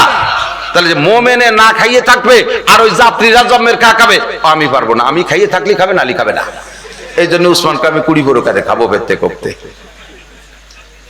আমিও কিন্তু ওনার দলে এই দিক দিয়ে, আমি এই দিক দিয়ে ওনার দলে, আমি খাবো না, কামাই আরবো, আর বেটারা থুয়ে চলে যাবে। আর বহুত ভালো ভালো মানুষ আছে বুদ্ধিমান, 10-20 বিঘে জমি বানায়, গামছা পাশার ভিতরে মোড়াই দিয়ে কাম করি, জীবন জান্তর পরিশ্রম করে কামাই করে 20 বিঘে জমি বানাই দিয়ে যায়, বাজারে যে ভালো একটা মাছ কিনে খায় না, জীবনে একটা দামি লুঙ্গি কিনে পরে না, খালি খোঁজে যে জামাই করে পুরন লুঙ্গি থুয়ে গেছে নাকি। কথা কন, কামাই করলে খাইলে না। শেখ সাদি রহমাতুল্লাহ আলাইহি বলেন, নেক বক্তাকে খোর্দ কেশ, বদ বক্তাকে মুর্দ হেশ। কপাল পুরা সে যে জীবন পরিশ্রম করে, জান্তর পরিশ্রম করে কামাই করে থুয়ে গেল, খালো না, আখিরাতের জন্য পাঠাই গেল না, ওই লোকটা কপাল পোড়া। আর নেক বক্ত ওই ব্যক্তি যে কামাই করছে, আগে নিজের কলিজারে দেশে পরাণ ভরে খাবো, টাকা হয়েছে একটা দামি গাড়ি কিনে চলবো, টাকা হয়েছে আমি 1000-1200-1500 টাকা দামের লুঙ্গি কিনবো, আমার টাকা হয়েছে আমি দামি পাতলা কাপড়ের পোশাক পরবো, যতক্ষণ পর্যন্ত শরীয়তে জায়েজ আছে এতক্ষণ পর্যন্ত আমি করবো। কথা বলেন ঠিক না? টাকা হয়েছে দামি খাটে শোবো, টাকা হয়েছে তাই আমি দামি বিল্ডিং বানাবো, টাকা হয়েছে তাই আমি এসি লাগাবো, কোনো দোষ নাই। আপনি সবগুলো ব্যবহার করেন, আল্লাহর দেয়া নিয়ামত ব্যবহার করে বলবেন আলহামদুলিল্লাহ, আল্লাহ আমার আব্বা তাল পাখা বড়ই মরছে, আমি সে জায়গায় এসি পাইছি, সবই তোমার দান, আলহামদুলিল্লাহ। বাস এসির শুকর আদায় হয়ে গেল, বিল পরিশোধ হয়ে গেল। বিল দিয়ে দিয়েছেন, আর পরকালে যে ধরা খাবেন না। আর এদিকে খাইও গেলেন না, সব থিয়ে গেলেন, ছেলে মেয়েরা কুত্তো কামড়া কামড়ি হলো, লাগিয়ে গেল। এরপরে যে কবর রে বড় সন্তান বুড়ো, তুই ঠিক জীবিত, আজকে ইন্ডিয়া আজকে কয়বার মাথা ফাটাফাটি। কথা কর না, কামাই করবেন, খাবেন, ভালো পড়বেন, ভালো পোশাকে, ভালো ঘর বানায় ব্যবহার করবেন, ঘর বাড়ি সুন্দর করবেন তৌফিক থাকলে, আর তার ভিতরে থেকে দান করবেন, খয়রাত করবেন আল্লাহর রাস্তায়। এই দুনিয়া দিয়ে আখেরাত কামাই করতে হয়। কথা কন ঠিক না? দুনিয়া দিয়ে আখেরাত কামাই করতে হবে। দুনিয়া হলো হাজরাতুল আখেরা। এখানে থেকে আপনারা যারা চাকরি করেন, সরকারি চাকরি, আমার দিক থাকেন, সরকারি চাকরি করে আছে না, সরকারি চাকরিজীবী ভাইরা আছেন, 30,000 টাকা 50,000 টাকা বেতন পাচ্ছেন। যতদিন বেতন পাচ্ছেন, আপনি অবৈধ টাকার আশ্রয় না নিলে, আপনি নির্দিষ্ট বেতন দিয়ে, আমার বিশ্বাস, খেয়াল করে না, শুধুমাত্র হালাল বেতনের টাকা দিয়া এই বাংলার জমিনে 1 ইঞ্চি জমিও আপনি কিনতে পারবেন না। ছেলে মেয়ে বউ বাচ্চা নিয়ে, রোগ ব্যাধি, ছেলে মেয়ে লেখাপড়া, মা বাপ ভাই বোন পাইলি ভুষিয়ে 1 লাখ টাকা যে বেতন পায়, তারও তাতে 1 পয়সাও ডানি থাকবে না। অথচ আমাদের দেশের যারা চাকরি বাকরি করে, তারা তো ডানি বামে কিছুই করে না। হ্যাঁ, অফিসের পিয়ন ঢাকায় 7 তলা বাড়ি করছে, সুবহানাল্লাহ। বড় বড় লেডারকে ফাঁসে যারা ছিল, তারাও বলে চোখা লাগে সামনেতে টাকা নিয়ে কানাডারে বাড়ি বানাই দিছে। কানাডা আছে না, দেশের নাম কানাডা। আমাকে চোখালারা টাকা বাইনে কানাডারে বিল্ডিং বানাই দেয়, টাকা ওকে আলাদা একটা অ্যাকাউন্ট আছে, আল্লাহ আসমান থেকে পাঠায় দেয়, ঠিক না? হালাল টাকা দিয়ে যদি চলতে হয়, তাহলে 1 ইঞ্চি জমিও চাকরি জীবনে করা সম্ভব না। ছেলে মেয়ে বউ বাচ্চা নিয়ে দ্রব্য মূল্য যা, 30,000 টাকার লোক 30,000 টাকা পরিমাণ খরচ করবে, 50,000 টাকা বেতন হলে 50,000 টাকা পরিমাণ, 1 লাখ টাকা বেতন হলে 1 লাখ টাকা পরিমাণ, এভাবে সে খরচ করবে। এভাবে আপনি জীবন ভরে চাকরি করতেছেন, বেতনের টাকা দিয়ে সংসার চলছে, দাঁড়িয়ে 1 টাকাও নেই, আবার সতর্কতার সাথে চলছে, দিনাও হার নাই। সরকার বোঝে যে লোকটাই নির্ধারিত বেতনের উপর জীবনযাপন করছে, এখন অকালে তারে যাইয়ে বুড়োকালে তার এনার্জি সব আমরা খেয়ে ফেলাইছি, এর নেতারে রিটায়ার করে বাড়ি পাঠাই দিলাম, মরি গেলি তো বাইসে যেত, কিন্তু তারপরে যে 20-22 বছর বাঁচবে, সে কি রেখাবে? এই জন্য 1,50,000 টাকা আপনাদের এককালীন দিয়ে দেয়, কাকা এই নিয়ে 2 মুছে খাওগে। এই যদি আপনি সচেতন হন, তাহলে আপনি এই টাকারে একরকম ব্যবহার করবেন, আর যদি অচেতন হন, তাহলে আলাদা রকম ব্যবহার করবেন। অচেতন হলে কি রে, আইসে কয়খান মাহিন্দ্র কেনে, কিনে ড্রাইভারকে দেশে, ড্রাইভার একখান এক জায়গা নিয়ে বের ফেলাই টেলাই তুই ভাঙ্গিয়েছি রেসে কয়েছে, কাকা সাতটি আজকে কামাই এসে 600টা, সাতটি লাগবে 900টা, আর 300 টাকা দেন। এই করে একখান বাস কিনছে, বাস কিনে ছেড়ে দিয়েছে, কয়দিন পর কি কয় হেল্পার হয়ে গেছে, হেল্পার হয়েছে সুপারভাইজার, সুপারভাইজার হচ্ছে ড্রাইভার, ড্রাইভার হয়ে গেছে মালিক, আর মালিক হয়ে গেছে কাকা আপনার কিচ্ছু নাই, এখন আপনি আর মোটে 1.5 লাখ টাকা দিলে গাড়ি আমাকে হয়। এই 50 লাখ টাকা দিয়ে এইগুলো করলে আপনি অচেতন, আপনার হুঁশ নাই। সচেতন কি? 25 লাখ টাকা দিয়ে শহরতলি এই হামিদপুর টুর আসতে বাসতে এই জুমজুমপুরের নিচে যেখানে দাম কম আছে ওই জায়গা একটু জমি কিনবেন 20 লাখ টাকা দিয়ে, আর 30 লাখ টাকা দিয়ে একটা ঘর বানাবেন, 3টে ইউনিট বানাবেন। বিল্ডিং তো হবে না, 3 সেট অল করে সুন্দর করে একটু বানবেন যাতে 3টে ফ্যামিলিরে ভাড়া দেওয়া যায়। এই 3 ফ্যামিলিরে ভাড়া দিলে শহরে বড় লোক মানে অফিসার যারা আছে, যারা বড় জায়গায় থাকতে সুযোগ পায় না, এরকম একটু সাইডি পাইলে তারা থাকে। 3 ইউনিট থেকে 3 10 30,000 টাকা মাসে আসবে। ছেলে মেয়েরা যদি আপনার খবরও না নেয়, বুড়ো কালে মরা পর্যন্ত এই 3 ইউনিট থেকে 3 10 30,000 টাকা আসলে তাই দিয়ে বুড়ো বুড়ির সংসার জীবন শেষ করতে পারবেন। এর কাছে মুখাপেক্ষি হওয়া লাগবে না। কথা কোন ঠিক না? এটা হলো সচেতন মানুষ। এটা কি সচেতন মানুষ? আল্লাহ পাকও তাই বলেন, নবীও নবী পাক তাই বলেন, ইজা মাতাল ইনসানু ইনকাতা আনহু আমালুহু ইল্লা মিন সালাসা। যতদিন বেঁচে আছো, নামাজ পড়তেছো, রোজা রাখতেছো, হজ করতেছো, যাকাত দিছো, জিকির করতেছো, তিলাওয়াত করতেছো, এই ইবাদতের বিনিময়ে আমি আল্লাহ তাআলা আসমান থেকে রিজিকের ব্যবস্থা তোমাদের জন্য করে দিছি। তোমাদের কর্ম হিসেবে বেতন দিছি, এদের দুনিয়ায় খেয়ে দিয়ে শেষ করতেছো। কিন্তু তোমাদের জন্য রয়েছে পরকালের অনাদি অনন্ত কালের বিশাল শান্তি। যেই জান্নাতের কথা প্রথম বলছি, যার ডেফিনেশন আগে বলছি, এই জান্নাত তোমাকে কামাই করতে হলে আলাদা একটা ইনকাম সোর্স লাগবে, আলাদা একটা ইনকাম সোর্স লাগবে। মরার পরে ইনকাম সোর্স বন্ধ। তোমার বয়স হয়ে গেলে যেমন চাকরির সোর্স বন্ধ, ওইরকম মরার পরে তোমার চাকরির সোর্স বন্ধ। নামাজও পড়তে পারবা না, রোজা রাখতে পারবা না, তিলাওয়াতও করতে পারবা না। কবরে যে নামাজ নাই, কবরে রোজা নাই, কবরে হজ নাই, কবরে যাকাত নাই, কবরে তাবলীগ নাই, কবরে সরমনাই নাই, কবরে মসজিদ মাদ্রাসা নাই। কথা বলেন আছে? কবরে উড়াকান্দি নাই, কবরে দুর্গা পূজা নাই, কবরে সরস্বতী লক্ষ্মী পূজা নাই, কবরে কোনো গান বাজনা নাই। ও জায়গা ভালো করা যায় না, মন্দ করা যায় না। কিন্তু অনাদি অনন্তকালে জান্নাতের সুখ শান্তি পাইতে হলে তোমার একটা ইনকাম সোর্স দুনিয়ায় খুলে রেখে যাওয়া, এটাই হবে সচেতনতার প্রমাণ। এই 3টে ইউনিট তোমার জন্য রেখেছি। 1 নম্বরে সদকা জারিয়া, 2 নম্বরে আউলমিন ইনতাফাউ বিহি, দ্বীনি ইলম শিখে রেখে যাবা, 3 নম্বরে আওলাদিন সালিহিন ইয়াদউলা, নেক সন্তান রেখে যাবা। এই 3টে ইউনিট থেকে তোমার আমলনামায় 10,000 করে টাকা আসতে থাকবে, কবরে শুয়ে শুয়ে খাতি পারবা। কষ্ট পাইলেন? শ্রোতা যথেষ্ট সচেতন শ্রোতা, আলহামদুলিল্লাহ। টের পাইছে যে যখন সদকায়ে জারিয়ার কথা কইছে, সেজন কি হবে না, চলো যাই শেষ। এই মাদ্রাসাটা হওয়াতে আপনারা খুশি না বেজান? আমি তো সেদিকে আজকে যাই নাই। ছোট ছোট বাচ্চারা যা পারছে, ওই ইন্টারভিউ এর ভিতরে নিলি বহুত বুড়ো শুয়ে পড়বেন বালিশ ছাড়া। আলহামদুলিল্লাহ ইন্টারভিউ নিলি গালে ফেরার আইসে শেষে যাবে, গুলাই ফুলাই উল্টো। ওই যে একটা ব্যাংক বইরে কইছে না, বুড়ো সাজছে একজন, শুনলেন তো? ওই রকমই পিরাই ওই রকম। 80 বছর বয়স, এখনো কলেমা 4 কলেমা শুদ্ধ করে পড়তে পারে না। আমাকে ওই জায়গায় নড়ালিতে এক জামাত গেছে, সেই জামাতে এক মসজিদের 3 বুড়োরে 3 দিন পর্যন্ত কলেমা শিয়েছে। 3 দিনের দিন ইন্টারভিউ নিয়েছে, কাকা কন তো বুড়ো কয় লা ইলাহা মুহাম্মাদুর রাসূলুল্লাহ, লা ইলাহা মুহাম্মাদুর রাসূলুল্লাহ। তো আমি সব মিয়া ঠ্যাং একখান কবরে চলে গেছে, চাকা পাংচার হয়ে গেছে, যে কোনো সময় পড়ি মরতে পারো, এখনো কলেমাটা শুদ্ধ করে পড়তে পারো না। সে লোক হয়তো আমি সাথে ধমক দেয়, মিয়া সব জায়গার কলেমা একরকম দেখি, সব জায়গার কলেমা, তোমাকে কলেমা ইল্লাল্লাহ আছে, আমাকে কলেমায় নাই। মরে যায় তবু কলেমার ভিতরে ইল্লাল্লাহ সেট করতে পারে নাই। আছে না এরকম? আছে না? কথা বল। নামাজের 13 ফরজ জানে না, 14টা ওয়াজিব জানে না, 28টা সুন্নাতে মুআক্কাদা জানে না। হাজার হাজার নামাজি মুসলমানের এই দুর্বলতা আছে না নাই? নামাজ ভাঙার কারণ 19টে, কয়জনে কয়টা জানেন? কন্ত দেই। এই অকামগুলো নামাজের মধ্যে করতে তালে রয়েছে না, নামাজ পড়তে তালে আছেন। ছোট ছোট বাচ্চারা একেবারে পূর্ণাঙ্গ সঠিক শুদ্ধ করে নামাজ, এমনকি ইমামতিও করার যোগ্যতা তৈরি হয়ে গেছে মাত্র 3 বছরে। আর আদর্শ এরকম সন্তান পাইতে হলে বিকল্প কোনো প্রতিষ্ঠান নাই, বিকল্প প্রতিষ্ঠান নাই। রাগ করেন না, আমরা মাহফিলে যখন ঢুকি 2 প্রকারের ছাত্র আমার সাথে থাকেন, দেখবেন যে চোখের সামনে 2 প্রকারের ছাত্র, উভয় ছাত্র, একটা হাই স্কুলের ছাত্র আর একটা মাদ্রাসার ছাত্র। 2টার সাক্ষাতে আপনি টের পাবেন কোনটা কোন জগতের। মাদ্রাসার ছাত্রটা এসে সালাম দেয়, আসসালামু আলাইকুম রাহমাতুল্লাহ, হুজুর কেমন আছেন? হাতে এমন সুন্দর মুসাফা করে, কেমন তুলো দিয়ে ধরছে। এরপরে হুজুর আমি কি খেদমত করতে পারি? ব্যাগটাকে একটু বয়ে দিতে পারি? হুজুর জুতো জোড়া আমার কাছে দেন। এইভাবে। আর কলেজ হাই স্কুলের ছেলেরা এসে সালাম, সালামের সুরই আলাদা, কেমন যেন বোমা মেরে দিচ্ছে এই রাকের থেকে। এরপরে হুজুর এটি হ্যান্ডশেক করতাম, হ্যান্ডশেক করবো, হাত দিছি ধরে খোট্টান দিয়েছে, গুড়াইতে খুলে গেছে। সবগুলো পার্থক্য বোঝা যায়। এই আদব আর আদর্শ এই জায়গা যেমন প্রশিক্ষণ হয়, জগতে আর কোথাও হয় না। কথাটা ঠিক না? আমার বিশ্বাস কখনো শোনেন নাই যে মাদ্রাসার ছাত্ররা উস্তাদরে পিটাইছে। এটা শোনেন নাই, কিন্তু হাজারো শুনেছেন স্কুল কলেজের ছাত্ররা তার শিক্ষককে পিটাইছে। শুনছেন কি শোনেন নাই? পার্থক্য এটাই, পার্থক্য এটাই, আর তেমন কিছু না। দেখেন না আজকে যে সেদিনকে শুনলাম এক নেতার দেশে পূজা আর রোজার মধ্যে কোনো পার্থক্য নাই, পূজা আর রোজা একই, কোনো পার্থক্য নাই।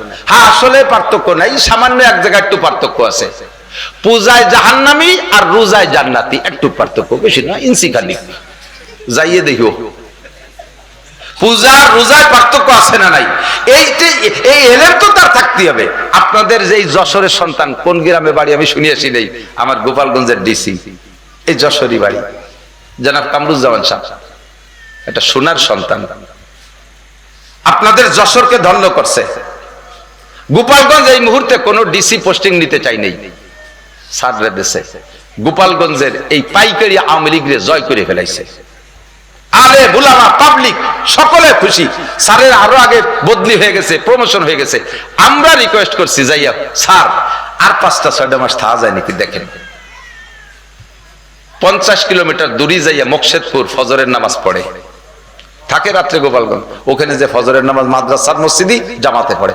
কুটারিপাড়া 30 কিলোমিটার, সেখানে যে ফজরের নামাজ জামাতের সাথে পড়ে। পরিচয় দেয় না যে আমি ডিসি, গাড়ি খান্ডে দড়ি থুইয়ে নামি পায়ে হেঁটে যায়, এত বড় দাড়িওয়ালা, মাথায় টুপি, দেখতে পারেন আপনি ফেসবুকে গুগলে সার্চ দিলেও পেয়ে যাবেন স্যারকে। আপনার যশোরের সন্তান।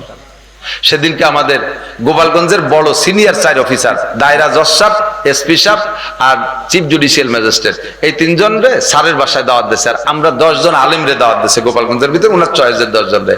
রাত্রে 2-3 ঘন্টা খোঁজ গল্পের পরে, বিভিন্ন ধর্মীয় প্রোগ্রামের আলোচনার পরে, অনেক মসজিদ আছে, আরো কোথায় কোথায় মসজিদ করা দরকার, ওই 7 পাট বলতল পাইকারি হিন্দুর দেশ, ওই জায়গাটা মাদ্রাসা করতে হবে, ওখানে একটা মসজিদ বানাতে হবে, 2 ঘর মুসলমান ওই জায়গা পাঠাতে হবে, কমপক্ষে আজান দিলি তো মাইকি যত দূর যায়, এত দূর হিন্দু হলে তো আজান শুরু, শয়তান ভেগে যাবে। এই প্ল্যান তৈরি করছে। এই ইত্যাদি প্ল্যান প্রোগ্রামের পরে রাতের বেলা ওনার ঘরে খানা দিছে, ওনার বাসভবনে দস্তারখান বিছাইয়ে ফ্লোরে খানা। মনে হয় দায়রা জজ সাহেব জীবনে আজকেই প্রথম ফ্লোরে বসে দস্তারখানে খাইছে। এসপি সাহেব মনে হয় জীবনে আজই প্রথম খাইছে। ওনাদের বাসায় ডাইনিং টেবিল আছে, আর ডিসি সাহেবের বাসায় ডাইনিং টেবিল নেই। এরকম নেক সন্তান পয়দা হবে এই জায়গায় 3 বছর নুরানি মাদ্রাসায় পড়ার পরে, এরপরে ডাক্তার হবে, ইঞ্জিনিয়ার হবে, বিজ্ঞানী হবে, ডিসি হবে, এসপি হবে, সচিব হবে, যাই হবে না কেন এইরকম মানুষ তৈরি হবে। কথা কন? আর যার জীবনের শুরুতে তারা কোরআন খাওয়াই দেন নাই, জীবনের শুরুতে কোরআন খাওয়াই দেন নাই, যাই দল ধরে জাগ ধরে প্রাইমারি শিক্ষকরা এই পুলাপান 4-5 গুলোর গাড়িতে ভরে নিয়ে শিক্ষা সফরে যায়। কোন জায়গা? রবি ঠাউরির মাজার জিয়ারত করতে, কুষ্টিয়ার রবি ঠাউরির মাজার জিয়ারত করতে নিয়েছে। ও জায়গা যে কি শেখ ওই মুসলমানের পোলাপান গুলো।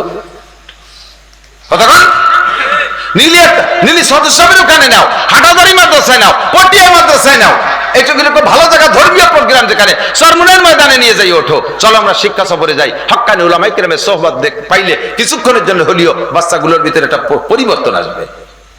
এই আদর্শ মানুষ গড়ার কারখানা সেকেন্ড দ্বিতীয় কেউ কোনোটা নেই আল্লাহর রহমতে মাদারসে দিনিয়া কওমিয়া ছাড়া। এখানে সন্তানরা টুপি পরে, পাগড়ি পরে, জুব্বা পরে, দাড়ি কাটে না, কোনোদিন ছাটেও না, কাটেও না, তাদের পকেটের ভিতরে আজে বাজে তেমন কিছু পাওয়া যায় না। আল্লাহর রহমতে শরীয়ত, তাহাজ্জুদ পড়ে, শেষ রাত্রে উঠে তাহাজ্জুদের নামাজ পড়ে, ইশরা কাবিন পড়ে, সূরা ইয়াসিন তিলাওয়াত করে, 24 ঘন্টা কোরআনে কারীম তিলাওয়াত করতে তালে থাকে। যেই গ্রামের ভিতরে এরকম একটা কোরআন তিলাওয়াতের প্রতিষ্ঠান থাকে, ওই গ্রামের উপরে পুরো এলাকা জুড়ে আল্লাহর রহমত অবিরাম নাজিল হইতে থাকে। আপনারা আমরা দিন ভরে পরিশ্রম করে নাকে তেল দিয়ে ঘুমাই যাব, আর এই কোরআনের পাখিরা রাত 11টা পর্যন্ত পড়বে, আবার শেষ রাত্রে উঠে তিলাওয়াত করবে। যে সময় আপনি ঘুমিয়ে আছেন, আল্লাহ পাক ডাকতেছে, কার কি লাগবে বলো, আপনি তা না বলে ঘুমাই রয়েছেন। আপনার পক্ষ থেকে তালবে আলিমরা কয়, আল্লাহ ইনাকে ভাত খাইয়ে আমরা পড়তেছি, ইনরা চাইল ডাল দিয়েছে, উনাকে তো দিন ভরে খাইটি পিঠে কষ্ট হয়ে গেছিল, ঘুমাই রয়েছে, উনাকে যা যা লাগবে তা আমরা করছি, একটু শোনো। এই তালবে আলিমরা আপনাদের পক্ষ থেকে আল্লাহকে জানায় দেয়, আর আল্লাহ পাক সেই ওসিলায় ওই এলাকায় আযাব, গজব, বালা, মুসিবত, ঝড়, তুফান, বড় ধরনের কোনো মহামারী মাদ্রাসা এলাকায় আসে না। বহুত হাজার প্রমাণ আছে, হাজার প্রমাণ আছে যে এলাকায় কওমি মাদ্রাসা আছে, কোরআন তিলাওয়াত হয়, হেফজখানা আছে, ওই এলাকায় এই জাতীয় বড় ঝড়, তুফান, বন্যা প্লাবনও খুব একটা হয় না আল্লাহর রহমতে।